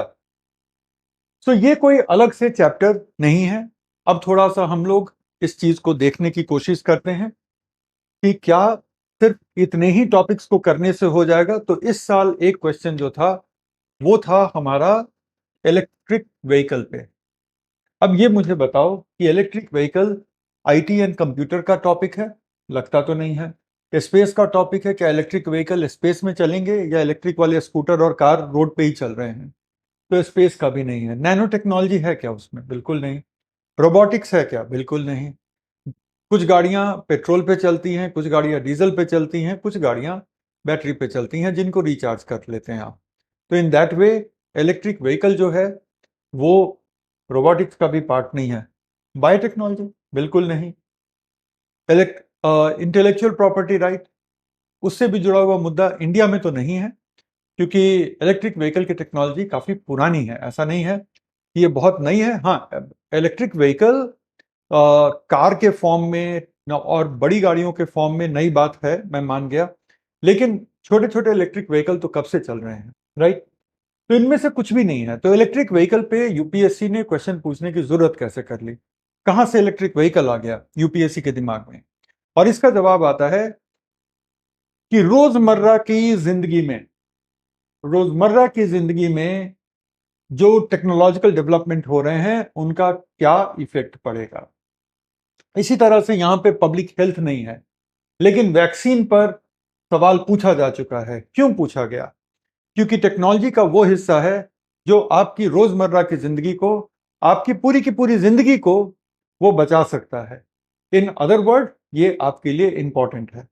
अगर आने वाले वक्त में क्वांटम डॉट्स पर सवाल पूछ लिया जाए तो आप क्वांटम डॉट वाले एलईडी स्क्रीन से पूरे दिन ही चिपके रहते हैं। कभी क्लास के लिए, कभी क्लास के बोझ से हल्के होने के लिए भी आप क्वांटम डॉट वाले ही ये स्क्रीन से लगे होते हैं। समझ रहे हैं ना? तो वो आपके डे टू डे लाइफ को पता नहीं कितने तरीके से ये इम्पैक्ट करने लग गया है। तो ऑब्वियसली सवाल तो बनता ही है। अगर कल को इंटरनेट ऑफ थिंग्स से, स्मार्ट होम से आपसे सवाल पूछा जाए तो बहुत ज्यादा हैरान होने की जरूरत नहीं कि सिलेबस में तो था नहीं। सिलेबस में नहीं था तो क्या हुआ? यूपीएससी ने 3D प्रिंटिंग पे जब नया था तो 3D प्रिंटिंग पे क्वेश्चन पूछे हुए हैं। यूपीएससी ने हालांकि 5G टेक्नोलॉजी की सुपेरियोरिटी का जो टेक्नोलॉजिकल बेस है उससे नहीं पूछा है, लेकिन पूछे जाने की पूरी पूरी पॉसिबिलिटी है। कोई ये बहुत मतलब कह लो कि ऐसा भी नहीं है कि वो 4G को थोड़ा सा आपने इनोवेट करके 5G बना दिया। 5G टोटली एक नई टेक्नोलॉजी है, तो पूछा जा सकता है, राइट? तो इस तरह से बहुत सारी चीजें हैं। कल को हाइड्रोजन फ्यूल सेल होगा। हमारा डिफेंस है, जैसे इंडिया ने रशिया से S-400 मिसाइल डिफेंस सिस्टम का डील किया, जिसको लेकर के अमेरिका को बहुत ज्यादा घोर आपत्ति थी। अमेरिका ने यह भी कहा कि आप हमारे एनिमी कंट्री के साथ डिफेंस डील कर रहे हैं और उससे नंबर वन हमारे और आपके रिलेशन पे फर्क पड़ेगा, और नंबर टू अमेरिका का एक लॉ है जिसका नाम है काटसा, CAATSA। बात होगी तो उसकी भी बात होगी। तो काटसा के प्रोविजन के तहत आपके खिलाफ हमें कुछ सैंक्शन लगाने पड़ सकते हैं, आप पे कुछ तरह के प्रतिबंध लगाने पड़ सकते हैं। कुछ टेक्नोलॉजी जो अभी अमेरिका आपको एक्सपोर्ट कर रही है वो टेक्नोलॉजी शायद आपको एक्सपोर्ट होना बंद हो जाए, वगैरह वगैरह। इंडिया ने कहा कि अब जो भी है ये डील हम इंप्लीमेंट कर रहे हैं, हम इस डील से पीछे हट नहीं रहे हैं। यूपीएससी क्वेश्चन पूछती है कि S-400 मिसाइल डिफेंस सिस्टम किस तरह से दूसरे मिसाइल डिफेंस सिस्टम से टेक्नोलॉजिकली सुपीरियर है और इससे इंडिया के क्या स्ट्रैटेजिक इंटरेस्ट सिक्योर होते हैं। डिफेंस इस लिस्ट में नहीं है अगर आप गौर करो, लेकिन ये जो क्वेश्चन था वो सीधा सीधा डिफेंस से पूछा गया था। इसी तरह से अगर आपसे कल को ब्लॉकचेन पे पूछ ले, राइट, तो वो ब्लॉकचेन कहाँ फिट होगा? तो there are things which are emerging, जो चीजें उभर रही हैं, और उभर भी ऐसे वैसे नहीं रही हैं, बल्कि हमारे डे टू डे लाइफ को बहुत जबरदस्त तरीके से इम्पैक्ट करने वाले स्पेस में उभर रही हैं। और इसलिए जरूरी है कि उन सब से हम वाकिफ रहें। और यूपीएससी उसकी जस्टिफिकेशन कैसे निकालेगी कि ठीक है इस 6 वाले लिस्ट में नहीं है, so what, day to day application में अगर कोई चीज आपको डे टू डे लाइफ में अफेक्ट कर रही है तो वो पूछना हमारे लिए रेलेवेंट है और वो हम पूछ कर रहेंगे। Is my point clear? ये बातें समझ में आ गई कि ये क्वेश्चन कैसे और क्यों पूछे जाते हैं। तो थर्ड जो है वो अपने आप सेकंड में और फर्स्ट में हम इंक्लूड करते चलेंगे। जैसे एआई को लेकर के इतनी बात हो रही है, राइट, और बात होना लाजमी भी है। ऐसा नहीं है कि एआई कोई छोटी मोटी टेक्नोलॉजी है। ज्यादातर लोग कह रहे हैं कि एआई का डेवलपमेंट उतनी ही बड़ी टेक्नोलॉजिकल डेवलपमेंट है जो एक जमाने में इलेक्ट्रिसिटी का आविष्कार था और जो एक जमाने में कंप्यूटर का डेवलपमेंट था। आज की डेट में एआई का डेवलपमेंट उतना ही मेजर, उतना ही मैसिव टेक्नोलॉजिकल डेवलपमेंट है। एआई की इतनी बात हो रही है, तो क्या ये आपके लिए जानना जरूरी नहीं होगा कि एआई इंडिया के लिए किस तरह से रेलेवेंट है? इसी तरह से एआई में, एआई के फील्ड में इंडिया क्या काम कर रहा है? कोई इंडियन लैब है जो एआई के फील्ड में काम कर रहा है? अब आप हैरत में पड़ जाओगे। आज से नहीं, 1990 के डिकेड से, जब एआई टर्म ही इधर उधर फ्लोट कर रहा था, ठीक है, जब एआई जैसी कोई चीज जो है अभी हुई भी नहीं थी, बस बेसिकली स्मार्ट सिस्टम्स होते थे, उस वक्त से, अब सोच के देखो, उस वक्त से इंडिया के पास एक centre for artificial intelligence and robotics होता था, और है डीआरडीओ के अंतर्गत। DRDO defence research and development organisation है जो हमारे कंट्री के तमाम मिसाइल डेवलपमेंट के लिए रिस्पॉन्सिबल है, जो हमारे कंट्री के तरह तरह के फाइटर जेट के इंजन वगैरह पे काम कर रहा है, बहुत तरह के डिफेंस सिस्टम को डेवलप करने के लिए काम कर रहा है। तो वो defence research and development organisation के अंडर में CAIR बहुत पहले से इंडिया ने एस्टैब्लिश कर रखा है। ऑफ कोर्स वहां पे काम धीरे धीरे ही चल रहा है, बट इट डजंट मीन कि वहां पे हमारे पास वो इंफ्रास्ट्रक्चरल फैसिलिटी नहीं है। तो इंडिया का क्या कंट्रीब्यूशन है, इंडिया क्या काम कर रहा है, इंडिया इससे कैसे इंपैक्ट होगा, वो तो हर टेक्नोलॉजी में हम करेंगे। यहां तक कि जो आउट ऑफ सिलेबस वाले भी टेक्नोलॉजी हैं, उनको भी हम जब करेंगे तो वहां पे हम इंडिया वाले एंगल को तो तलाशेंगे। तो मेनली देखो, ये दो चीजें हैं। तो अगर इसको, इससे आगे बढ़ने के पहले हम इसको मार्क कर दें, तो ये जो है आपका दो मेन एरिया है। अगर आप लिख रहे थे मेरे साथ तो एक्सेलेंट है। और यहां पे आप टिक कर लें कि these are the main areas of your syllabus. Correct?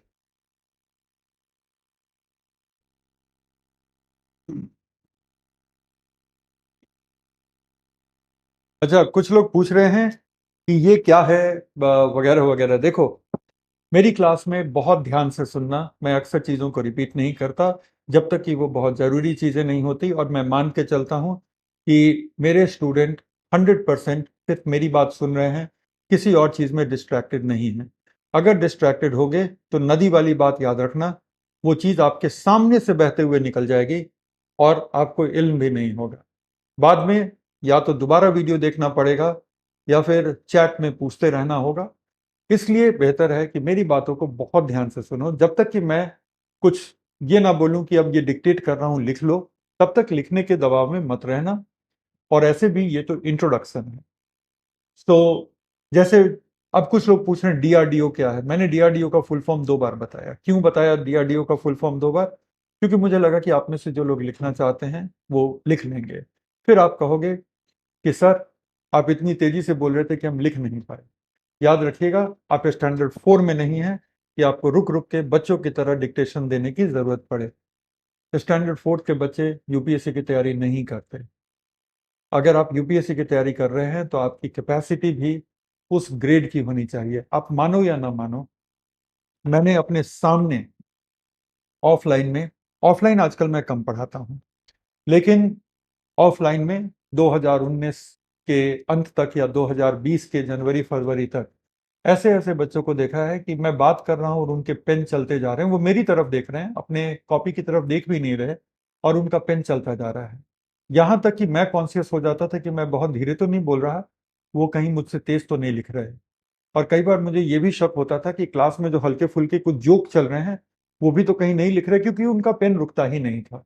Just imagine, वो भी आप ही के साथ एग्जाम देंगे, और वो भी आप ही के साथ एग्जाम में आपके साथ compete कर रहे होंगे, आपके साथ लड़ रहे होंगे उन्हीं लिमिटेड नंबर ऑफ सीट्स के लिए।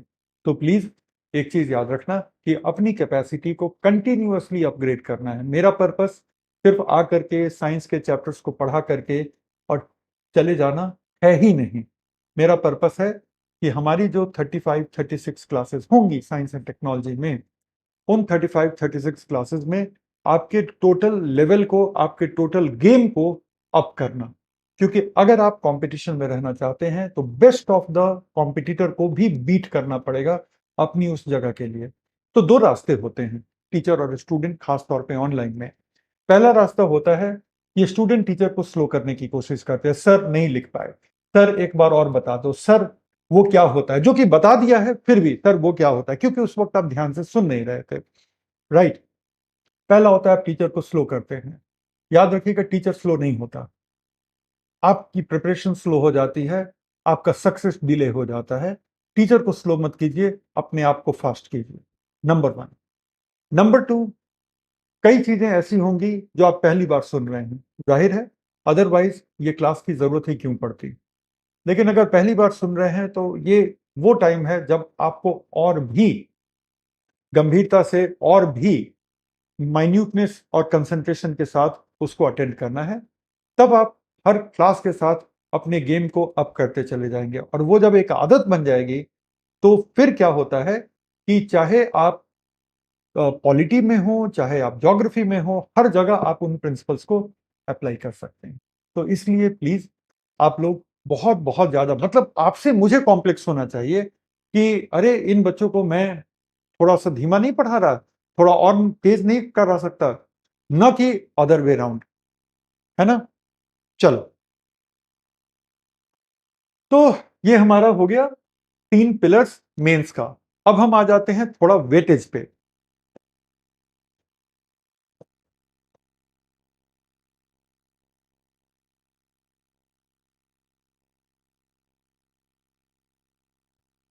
अगर हम वेटेज पे आते हैं तो हम प्रीलिम में देखते हैं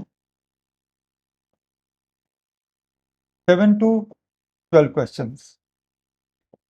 ये है हमारा रेंज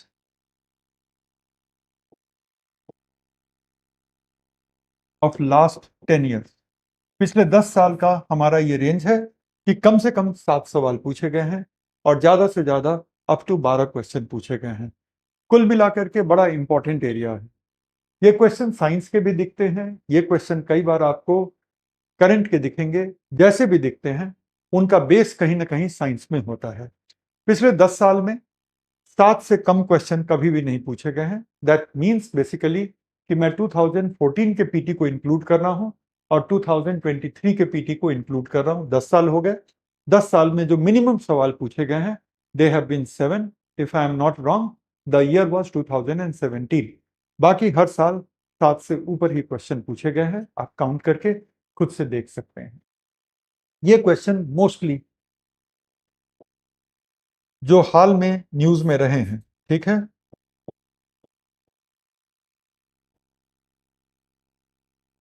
ये रिसेंटली इन न्यूज टाइप के क्वेश्चन से आते हैं। हाल में जो समाचारों की सुर्खियों में बने हुए हैं वैसे ही टॉपिक से क्वेश्चन पूछे जाते हैं, ना कि कुछ ऐसे ही रैंडमली उठा करके पूछ लिया। वो रैंडमनेस नहीं है। फॉर एग्जाम्पल, अगर आप जाएंगे 2014-15 के क्वेश्चंस को देखने, तो उस समय आप क्वेश्चंस में पाएंगे कि बिटकॉइन को लेकर के क्वेश्चन आने शुरू हो गए थे। इंटरनेट ऑफ थिंग्स पे 2016 में क्वेश्चन आता है, तो 17 में 2017 में इंटरनेट ऑफ थिंग्स पर क्वेश्चन आता है। इसी तरह से न्यूट्रिनो पर क्वेश्चन आता है, हमारे एस्टेरॉयड रिसर्च पर क्वेश्चन आता है। ये सारे क्वेश्चन क्यों आ रहे हैं? क्योंकि उस समय ये न्यूज में थे।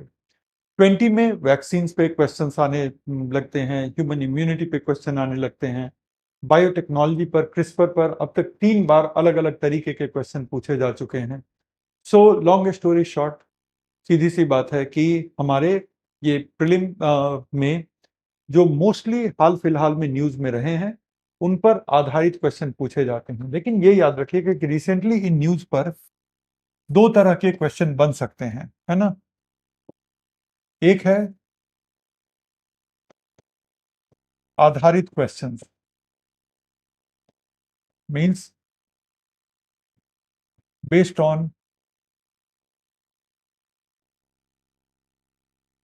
recent news. Mostly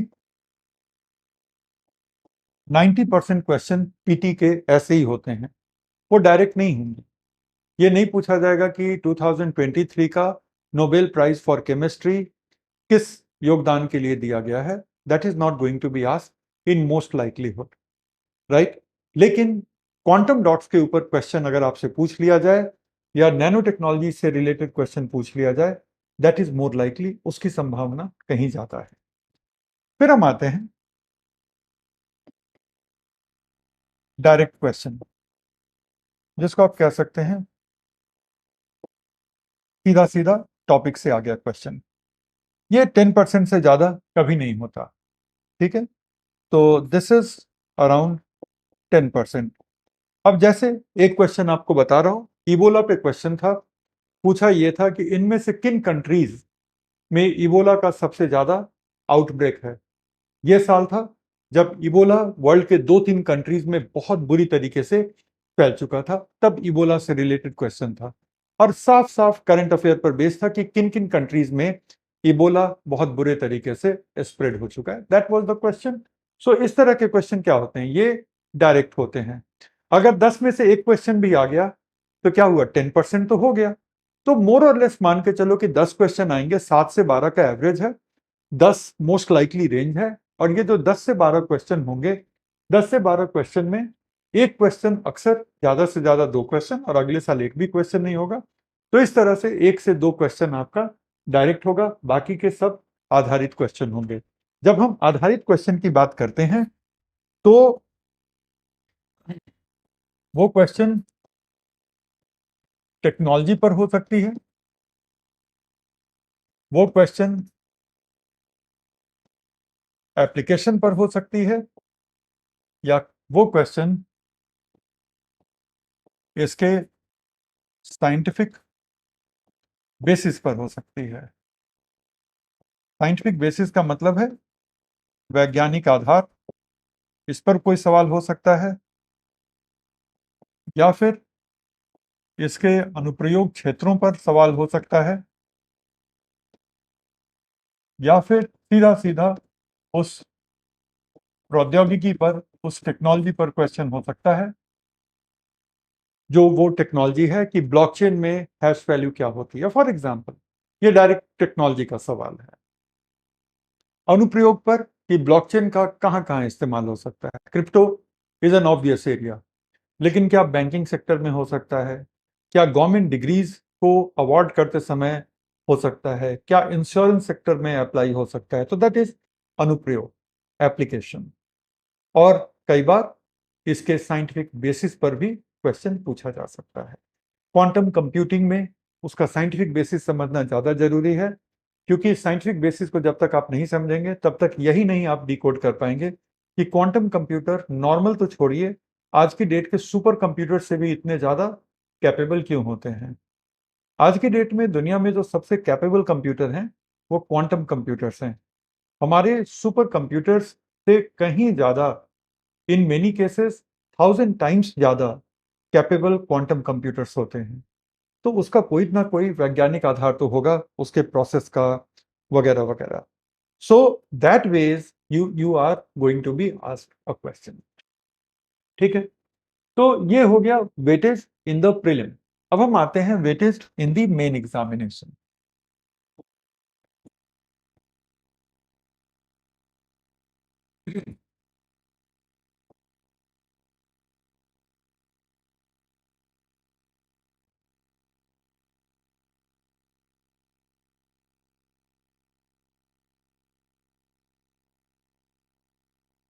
four question,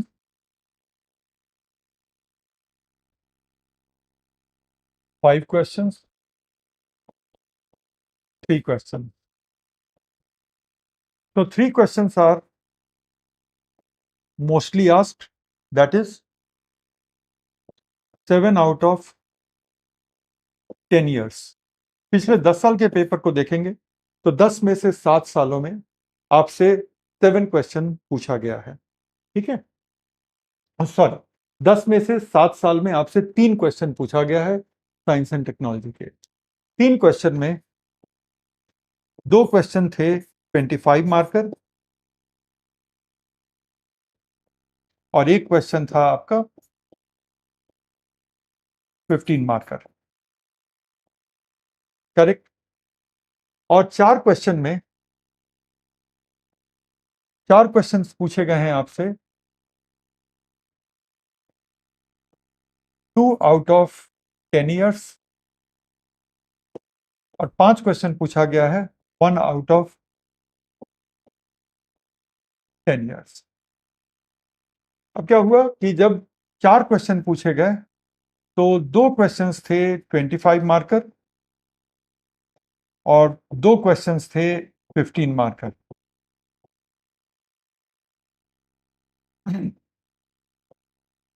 एक करेक्शन चाहिए, आप इसको सुधार लें, मुझसे गलती हुई है ये।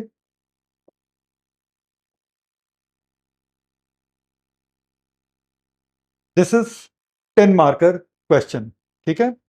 हम इस क्वेश्चन की जो बात कर रहे हैं, तो this was a 10 marker question.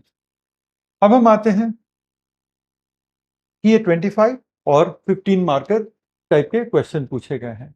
और जब हम 5 में आते हैं तो क्या होता है कि 2 क्वेश्चन जो हैं हमारे बड़े वाले हैं, ठीक है।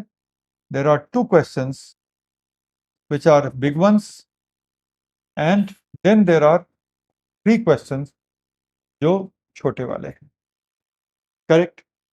तो इस तरह से आप देखते हैं कि वेटेज थोड़ा सा बदला है।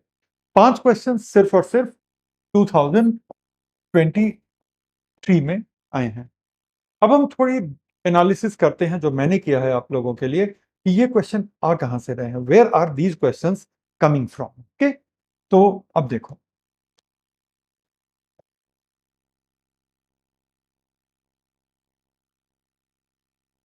मेजर एरिया, सबसे पहले आईटी एंड कंप्यूटर्स। अगर हम रैंकिंग कर दें तो रैंकिंग कर देता हूं, रुको पहले टॉपिक्स लिखता हूं। अच्छा नहीं, इसको ऐसे ही कर देता हूं। तो सबसे ज्यादा क्वेश्चंस हैं बायोटेक्नोलॉजी से, दूसरा सबसे ज्यादा क्वेश्चन है आईटी एंड कंप्यूटर से, तीसरा है स्पेस से, चौथा है नैनोटेक से, पांचवा है रोबोटिक्स से, और छठा है आईपीआर से। लेकिन आईपीआर एक इंपॉर्टेंट टॉपिक है, लेकिन इसके अलावा जो चीजें सिलेबस में नहीं हैं लेकिन वो डे टू डे के बहाने आपसे पूछ ली जाती हैं, वो उससे कम इंपॉर्टेंट नहीं है। ये तो वो टॉपिक्स हो गए जो कि सिलेबस में मेंशन है आपके, they are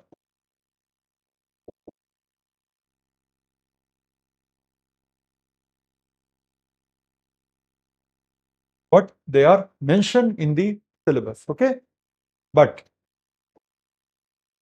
what are the other topics और जो कि हमें करना होगा फिर, other topics are public health, खासतौर पे जो रिसेंट इश्यूज हैं पब्लिक हेल्थ की, जैसे वैक्सीन हो गई, मेडिकल ट्रायल, क्लिनिकल ट्रायल्स जिसको कहते हैं वो हो गए, कुछ नए नए ट्रीटमेंट्स डेवलप हो रहे हैं वो हो गए। तो ये सब के सब इंपॉर्टेंट हो जाते हैं। साथ ही साथ इंडिया कुछ तरह के डिजीजेस के कंट्रोल को लेकर के काफी इंपॉर्टेंट प्रोग्राम्स को कंडक्ट कर रहा है। फॉर एग्जाम्पल, हमारे पास एक vector borne disease control program है।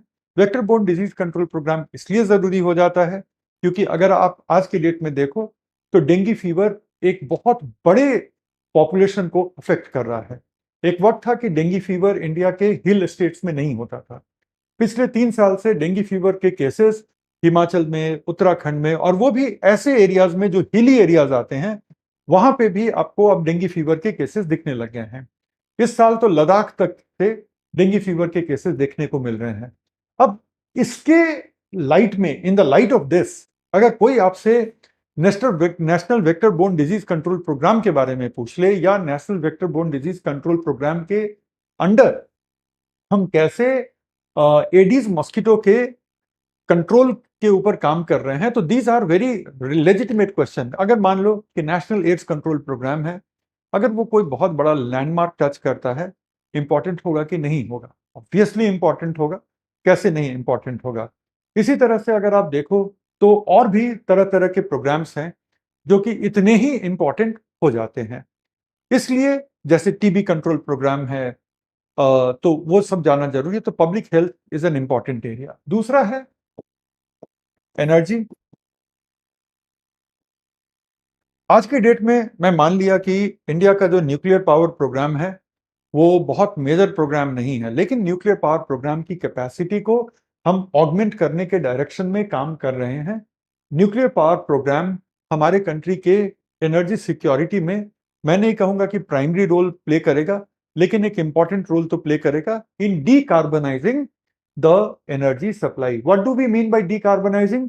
मतलब कार्बन डाइऑक्साइड रिलीज करने वाले जो सोर्सेज हैं, जैसे कोल हो गया या पेट्रोलियम हो गए, उनसे हमारे एनर्जी जनरेशन की डिपेंडेंस को कम करना। कोल को जलाओगे क्या होगा? Carbon dioxide will be release. Petroleum oil को जलाओगे तो क्या होगा? Carbon dioxide will be release. तो इनसे फ्री करके, और क्या हम विंड पे, क्या हम सोलर पे अपनी डिपेंडेंस बढ़ा सकते हैं? क्या हम हाइड्रो इलेक्ट्रिक पे अपनी डिपेंडेंस बढ़ा सकते हैं? तो इन सब का आंसर है कि हाँ, ये सब हम कर सकते हैं। तो इस तरह से एनर्जी का सेक्टर इंपॉर्टेंट हो जाता है, जहां पे आप रिन्यूएबल्स भी पढ़ोगे, wind energy, solar energy, hydro electrical energy, waste to energy. लेकिन एट द सेम टाइम हम देखने जा रहे हैं न्यूक्लियर एनर्जी की। करेक्ट। और यहीं पे हम एक और टॉपिक देख लेंगे, हाइड्रोजन फ्यूल का, या फिर आप कह लो कि transport innovations. Transport innovation like driverless car. विदेशों में ट्रायल ही नहीं बल्कि कुछ टैक्सीज भी चल रहे हैं ड्राइवरलेस कार्स के, जहां पे कोई ड्राइवर नहीं है और आराम से आप ड्राइव करते हुए अपने लोकेशन पे पहुंच जाओगे। ड्राइव करते हुए मतलब आप बैठे रहो, अगर कुछ इमरजेंसी आएगी तो आप स्टीयरिंग थाम लेना, लेकिन otherwise you can safely go. Hydrogen fuel car पे क्वेश्चन पूछे ही जाने वाला है, ऐसे समझ लो, because it is very very important. और इस फील्ड में गवर्नमेंट ऑफ इंडिया ने 2022 में एक नेशनल पॉलिसी भी लाई है, तो ऑब्वियसली ये बड़ा इंपॉर्टेंट हो जाता है टॉपिक। इसके बाद आता है हमारा कह लो इलेक्ट्रिक व्हीकल्स, जो ऑलरेडी है। Hyper loop. हाइपर लूप काफी एक एक्साइटिंग एवेन्यू है। तो ट्रांसपोर्ट टेक्नोलॉजी अपने आप में एक इंपॉर्टेंट एरिया है। मैं एआई को और ब्लॉकचेन को, ये सब को मैं कंप्यूटर के साथ लिंक करके करा दूंगा, तो इसलिए उसको मैं यहाँ पे नोट नहीं कर रहा हूँ। फिर एक और एरिया है जो मेंशन नहीं है लेकिन क्वेश्चन पूछा जाएगा और पूछा गया भी है पास्ट में, वो है डिफेंस। तो डिफेंस में आप देखोगे कि अब कोई टैंक वैंक में उनका इंटरेस्ट नहीं है, किसी फाइटर शिप में भी उसका इंटरेस्ट नहीं है। अब उनका इंटरेस्ट है किसमें? हमारे मिसाइल प्रोग्राम में, हमारे न्यूक्लियर वेपन प्रोग्राम में, उसके टेक्निकल स्पेसिफिक्स पर, और थोड़ा सा इंटरेस्ट जो है हमारे न्यूक्लियर सबमरीन पे है। तो आपको उतना ही तैयारी करना पड़ेगा। ठीक है। तो ये जो हमारे चार टॉपिक हैं, पब्लिक हेल्थ हो गई, एनर्जी हो गई, ट्रांसपोर्ट हो गई, डिफेंस हो गई, और एक मान लो जिसको हम कहते हैं इमर्जिंग टेक्नोलॉजीज। इमर्जिंग टेक्नोलॉजी से मतलब है कि टेक्नोलॉजी के ऐसे फील्ड जो हमारी जिंदगी को काफी करीब से स्पर्श कर रहे हैं, हालांकि उनको हम अपनी जिंदगी का एक ऐसा हिस्सा मान लिए कि हम नोटिस ही नहीं करते। लाइक कभी आपने स्पोर्ट्स वॉच या स्मार्ट वॉच या फिर फिटनेस ट्रैकर पहना होगा, तो that is what wearable technology. इसी तरह से कंटिन्यूअस ग्लूकोज मॉनिटर, ये क्या है? वेयरेबल टेक्नोलॉजी है। फिर स्मार्ट शूज आते हैं जो कि आपके चलने के तरीकों को एनालाइज करते हैं, और वो आपको सजेशन देते हैं कि अगर आप ऐसे चलते रहे तो आपके नी पर ज्यादा प्रेशर आएगा, आपको अपने चलने का तरीका थोड़ा चेंज करना चाहिए। और वो आपके बॉडी के आपके फुट के कर्व के हिसाब से वो अपने आप को एडजस्ट करता है। तो इस सब तरह के टेक्नोलॉजी वेरिएबल में आ चुके हैं। स्मार्ट ग्लासेस तो कब के आ चुके हैं, गूगल ने कितने ही ट्रायल किए हैं, फेसबुक के पास स्मार्ट ग्लासेस हैं।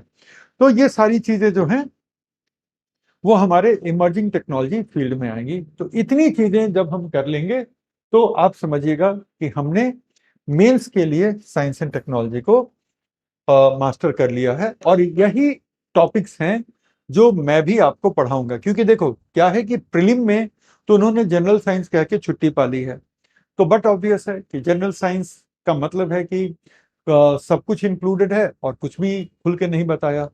लेकिन मैंने ये देखा है कि जब हम इतने डोमेन को तैयार करके जाते हैं, उसके बाद अपने आप को अगर हम अपडेट रखते हैं, 99% ऑफ द क्वेश्चन हमारे ग्रिप में होते हैं। इसलिए इससे ज्यादा भी नहीं करना, और इन टॉपिक्स में भी हमें अपनी बाउंड्रीज को डिफाइन करनी पड़ेगी।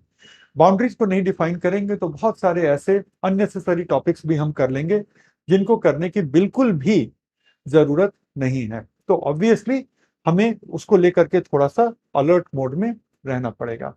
तो हमने बात कर ली वेटेज की, हमने बात कर ली सिलेबस की, हमने बात कर ली कि कौन कौन से टॉपिक इंपॉर्टेंट है वगैरह।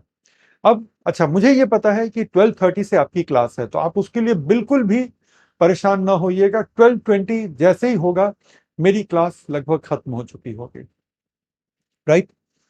तो अब क्या है, let us come to the next thing कि हमारा अप्रोच क्या रहेगा, what we will do together. अब मैं ये नहीं मान रहा कि आप खुद से तैयारी कर रहे हैं। खुद से तैयारी करनी होती तो इस क्लास में क्यों बैठे हुए हो, है ना?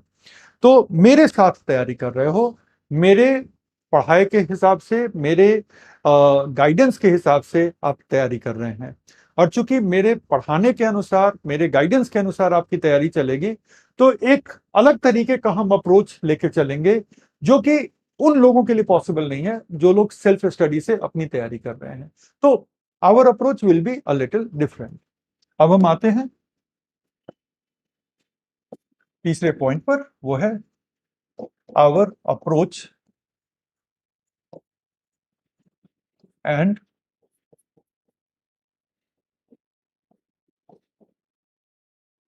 How to study plus resources, तीनों ही चीजें। क्योंकि हमारे अप्रोच में हमें रिसोर्स क्या लगाने हैं वो भी तो देखना होगा ना, राइट? सो सबसे पहले हम बात कर लेते हैं आवर अप्रोच पे, फिर हम आते हैं रिसोर्सेज पे, तब हम आते हैं हमारे हमारी पढ़ाई कैसे ऑर्गेनाइज होगी। ठीक है?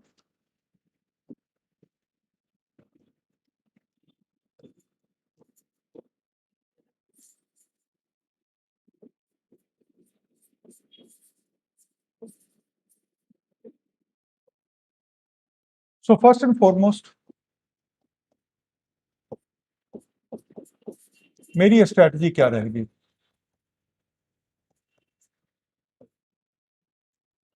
5 पिलर्स हैं इसके।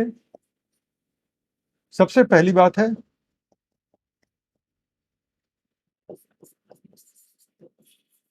Exam aligned.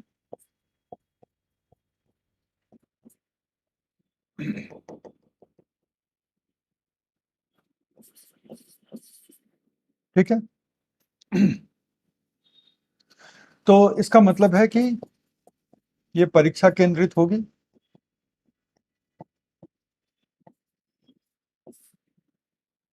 दूसरा है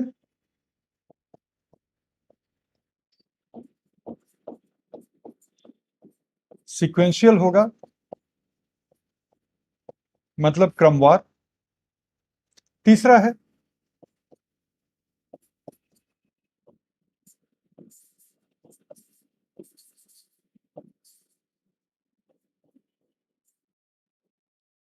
ट्राई टू बी कंप्लीट। ठीक है? अब कंप्लीट आप होते कि नहीं वो एग्जाम के चश्मे से देखना होगा, और एग्जाम अगले साल होगा। तो इसलिए हम कहेंगे कि कोशिश की जा सकती है कि हम कंप्लीट रहें। मतलब कि एग्जाम को लेकर के जो जरूरी है वो सब आपको मेरी क्लास से मिले, राइट? अब उसके बाद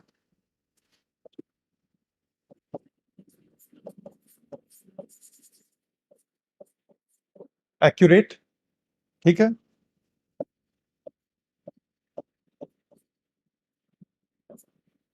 एंड फैक्चुअली करेक्ट।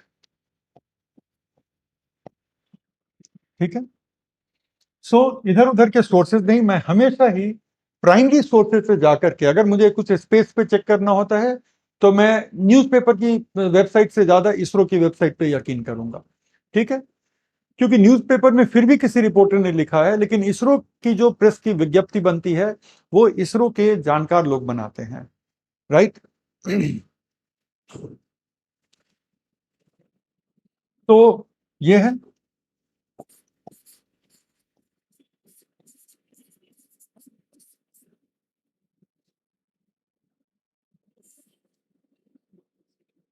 और लास्ट है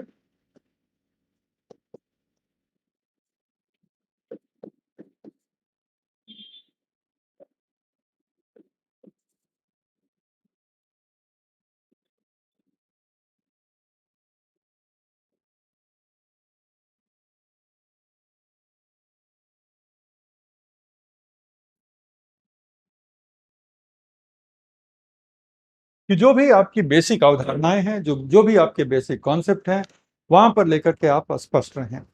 अब इसको मैं थोड़ा सा क्लियर कर दूं क्योंकि ये बड़ा डायनामिक एरिया है और आपको पता होना चाहिए, और एक एक करके मैं एग्जाम्पल देता हूं। और अभी अभी चूंकि इंग्लिश मीडियम में साइंस एंड टेक्नोलॉजी मैंने फिनिश कराई है, तो कुछ अपने अनुभवों से भी आपसे शेयर करना चाहूंगा। ठीक है, ये जरूरी हिस्सा है, गौर से सुनिएगा। सबसे पहली बात जो जरूरी है वो है एग्जाम अलाइंड, परीक्षा केंद्रित। अगर मैं चाहूं तो साइंस एंड टेक्नोलॉजी के 35 के 35 क्लास बहुत ही मनोरंजक बना दूंगा, बहुत ही ज्यादा मनोरंजक। एक एक चीज में आपको हंसी आएगी, एक एक चीज में कहानियां निकलेंगी, लेकिन एग्जाम की तैयारी कहीं और रह जाएगी। जितना हम इन 35 क्लासेस में हंसेंगे, एग्जामिनेशन हॉल में उतना ही रोना आ जाएगा। यकीन करो, यूपीएससी मेंस मजाक नहीं है, यूपीएससी पीटी भी मजाक नहीं है। वनडे एग्जाम, और इस एग्जाम में आसमान और जमीन का भी अंतर कम पड़ जाए इसके मिजाज में, समझ रहे हो, इसके मिजाज में भी आसमान और जमीन का फर्क पड़ जाए। तो यहां पर चीजों को सुपरफिशियली करने से अच्छा है कि कुछ ना करो, उससे अच्छा है कि 5 फिल्में देख लो, मनोरंजन तो हो जाएगा, राइट। यहां पर चीजों को आप एग्जाम के लेवल पर और एग्जाम से अलाइन करके नहीं चल रहे हो, तो यकीन करो उससे ज्यादा अच्छा टाइम आप स्पेंड करोगे पिक्चर देख के कि कम से कम शुद्ध मनोरंजन तो होगा, राइट। इसलिए हमेशा ही एग्जाम अलाइंड, जो चीज एग्जाम में नहीं पूछी जाएगी नहीं करना। फॉर एग्जाम्पल, टेलीकॉम के क्या क्या जनरेशन है, कंप्यूटर के क्या क्या जनरेशन है, अरे नहीं पूछा जाता। ये साइंस की क्लास है, साइंस की हिस्ट्री की क्लास नहीं है। यह पूछा जा सकता है कि 4G और 5G में टेक्नोलॉजिकल डिफरेंस क्या है जिसकी वजह से 5G इतना सुपीरियर है, और वहां पर आपको बताना पड़ेगा कि 5G की कम्युनिकेशन किन वेव्स के थ्रू होती है और किन मामलों में 4G बेहतर है। स्पीड कम है लेकिन कुछ मामलों में 4G बेहतर है। 5G का इंफ्रास्ट्रक्चर वो बहुत ही एक्सपेंसिव और बहुत ही डिफिकल्ट होता है एस्टेब्लिश करना। इसीलिए 5G हमारे कंट्री में आए हुए अब 2 साल होने को आए लगभग, राइट। लेकिन आज भी 5G हमारे कंट्री के बहुत कम हिस्सों में है। 4G जब इंट्रोड्यूस हुआ था तो 4G हमारे कंट्री में स्प्रेड होने में कतई वक्त नहीं लगा था, 1-1.5 साल में स्प्रेड हो गया था अच्छा खासा। Why not 5G? Because of infrastructure. तो ये बनता है, लेकिन अब जनरेशन ऑफ टेलीफोनी नहीं कोई पूछने जा रहा है। तो हमें अपनी उत्सुकताओं पर थोड़ा सा कंट्रोल करना होगा। सर हम मार्स पर क्यों नहीं लैंड कर पाए?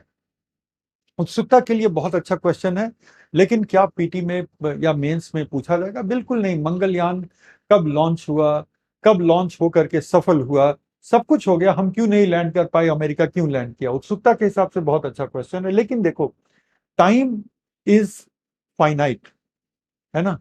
टाइम आपका एक प्रीपेड अकाउंट है, हर रोज आप एग्जाम से एक दिन करीब खिसकते जा रहे हैं, बिल्कुल प्रीपेड की तरह। आपकी प्रिपरेशन वैलिडिटी कम होती जा रही है, और जब वैलिडिटी खत्म हो जाएगी तो आप एकदम एग्जाम के सामने खड़े होंगे।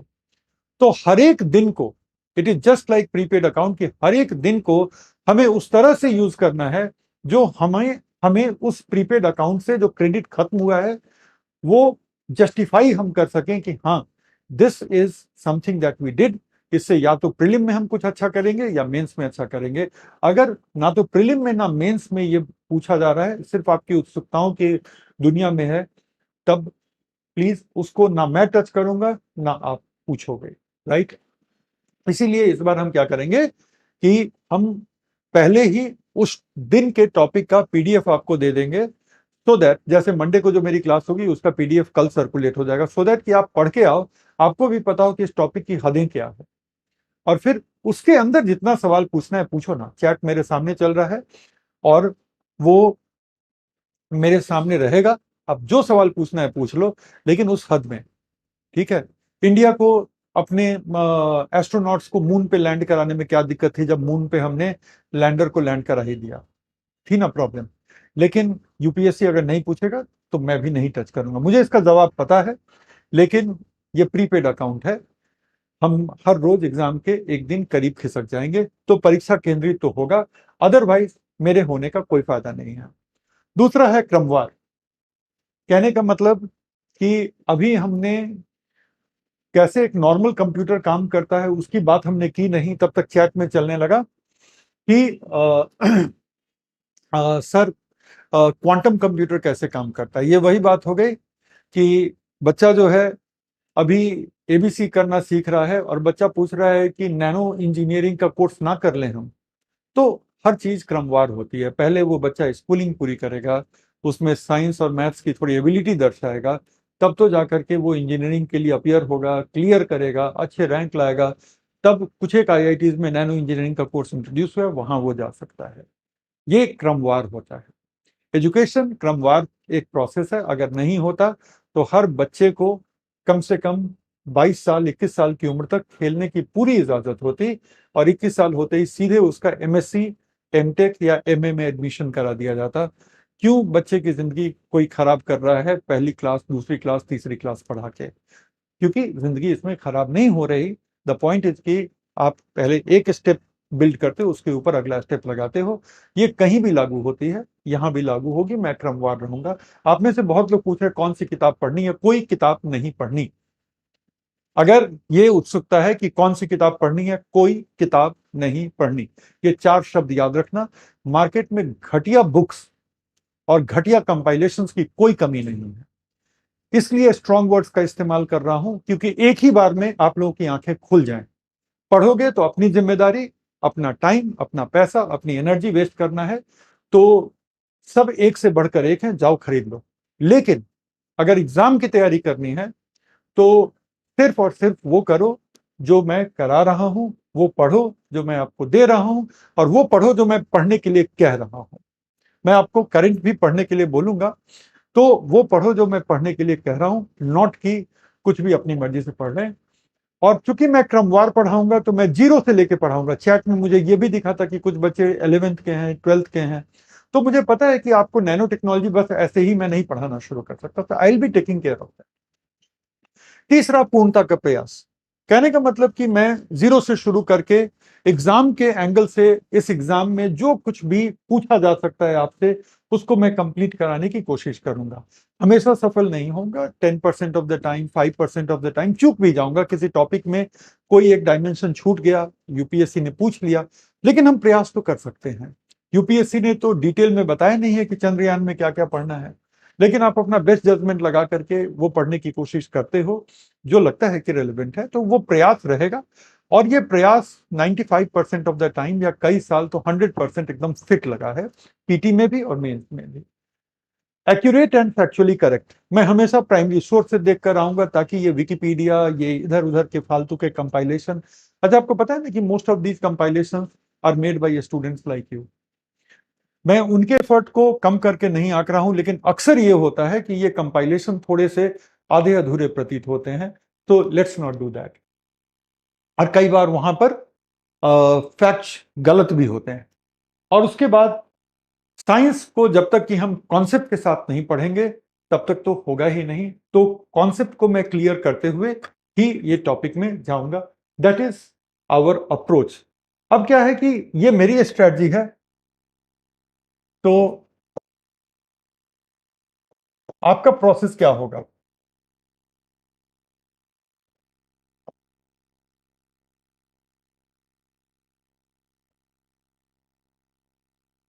Read my PDF before class.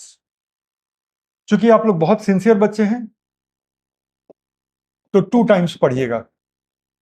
पहली बार पढ़िएगा, अंडरलाइन करके पढ़िएगा, और दूसरी बार जब पढ़िएगा तो जब अंडरलाइन किया हुआ चीज है बस वही पढ़िएगा, पूरे के पूरे को दोबारा नहीं पढ़ना है। किसी भी दिन की क्लास के लिए 10 पेज से ज्यादा का पीडीएफ नहीं होगा, कोई बोझिल नहीं करूंगा, लेकिन उतना कर लेना, ठीक है। उसके बाद क्लास अटेंड करना, और अगर कोई और क्लास के साथ, किसी और एंगेजमेंट के साथ क्लैश नहीं है तो लाइव अटेंड करना और डेली अटेंड करना। मिस करना सबसे बुरी बात होगी आपकी तैयारी के लिए। मैं एज ए टीचर हमेशा ही पिछली क्लास से लिंक करके आगे की क्लास में चलता हूं, तो एक भी क्लास मिस मत करना, एक भी क्लास मिस मत करना, वो कड़ी टूट जाएगी आपकी। तो दूसरा है अटेंड द क्लास, और क्लास अटेंड करते समय आप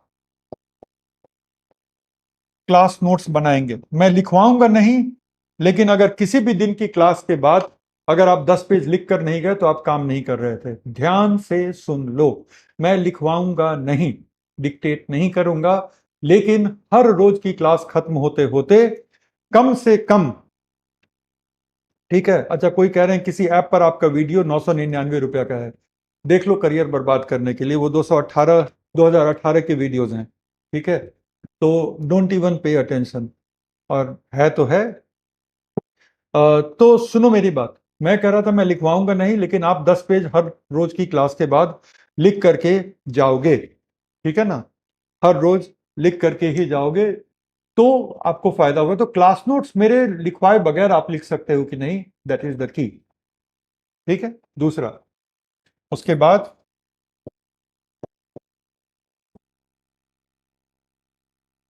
रिवाइज द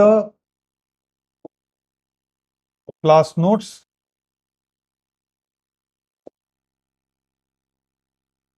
और इसको रिवाइज करके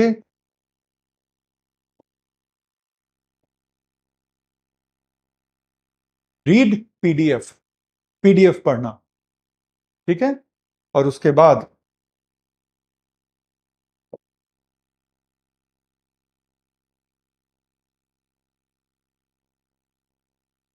सॉल्व क्वेश्चंस। मैं मेंस के कुछ क्वेश्चंस दूंगा, जब एक बार हमारा टॉपिक शुरू हो जाए ना, तो मेंस के कुछ क्वेश्चन देंगे, पीडीएफ में ही रहेगा, ठीक है। और चूंकि मैं कोई टेस्ट सीरीज तो चला नहीं रहा हूं, तो फिल अप द ब्लैंक्स भी होगा। ऐसा नहीं है कि सिर्फ मल्टीपल चॉइस टाइप का देंगे, वो नहीं, जो जिससे भी आपकी मेमोरी टेस्ट हो और जो मैं कर सकता हूं, राइट। तो मैं कुछ ऐसा नहीं कहने जा रहा कि हर पीडीएफ में जो है 50 क्वेश्चन दूंगा और बाद में मैं 5 भी ना दूं, लेकिन क्वेश्चन होंगे, fill up the blanks type के होंगे, है ना। फिर कुछ एमसीक्यू भी होंगे, कुछ शॉर्ट आंसर टाइप के क्वेश्चंस होंगे। क्यों होंगे? सो दैट कि जो पढ़ रहे हो वो तुम याद कर पा रहे हो कि नहीं, जो पढ़ रहे हो वो याद कर पा रहे हो कि नहीं। तो ये होगी आपकी स्ट्रेटजी। आप लोग मेरे साथ बने रहें अगले 5 मिनट तक, ठीक है। उसके बाद पांडे सर की क्लास में आप लोग जा सकते हैं। तो this is very very important कि आप उसके बाद थोड़े से क्वेश्चन सॉल्व कर लीजिएगा, आपके लिए बहुत बेहतर रहेगा। उसके बाद एक बार चीजें दिमाग में बैठ गई तो बैठ गई हमेशा के लिए, then nothing else, nothing else, okay. चलो, किसी ने लिखा मार डालेंगे आज।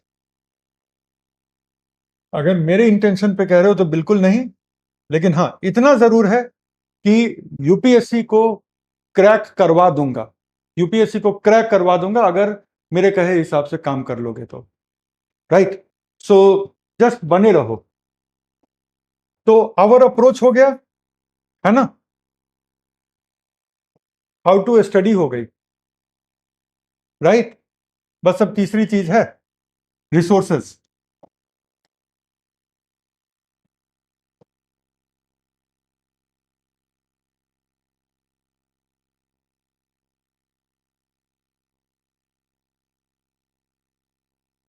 PDF,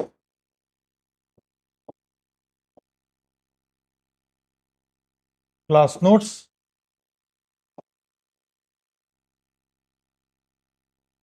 and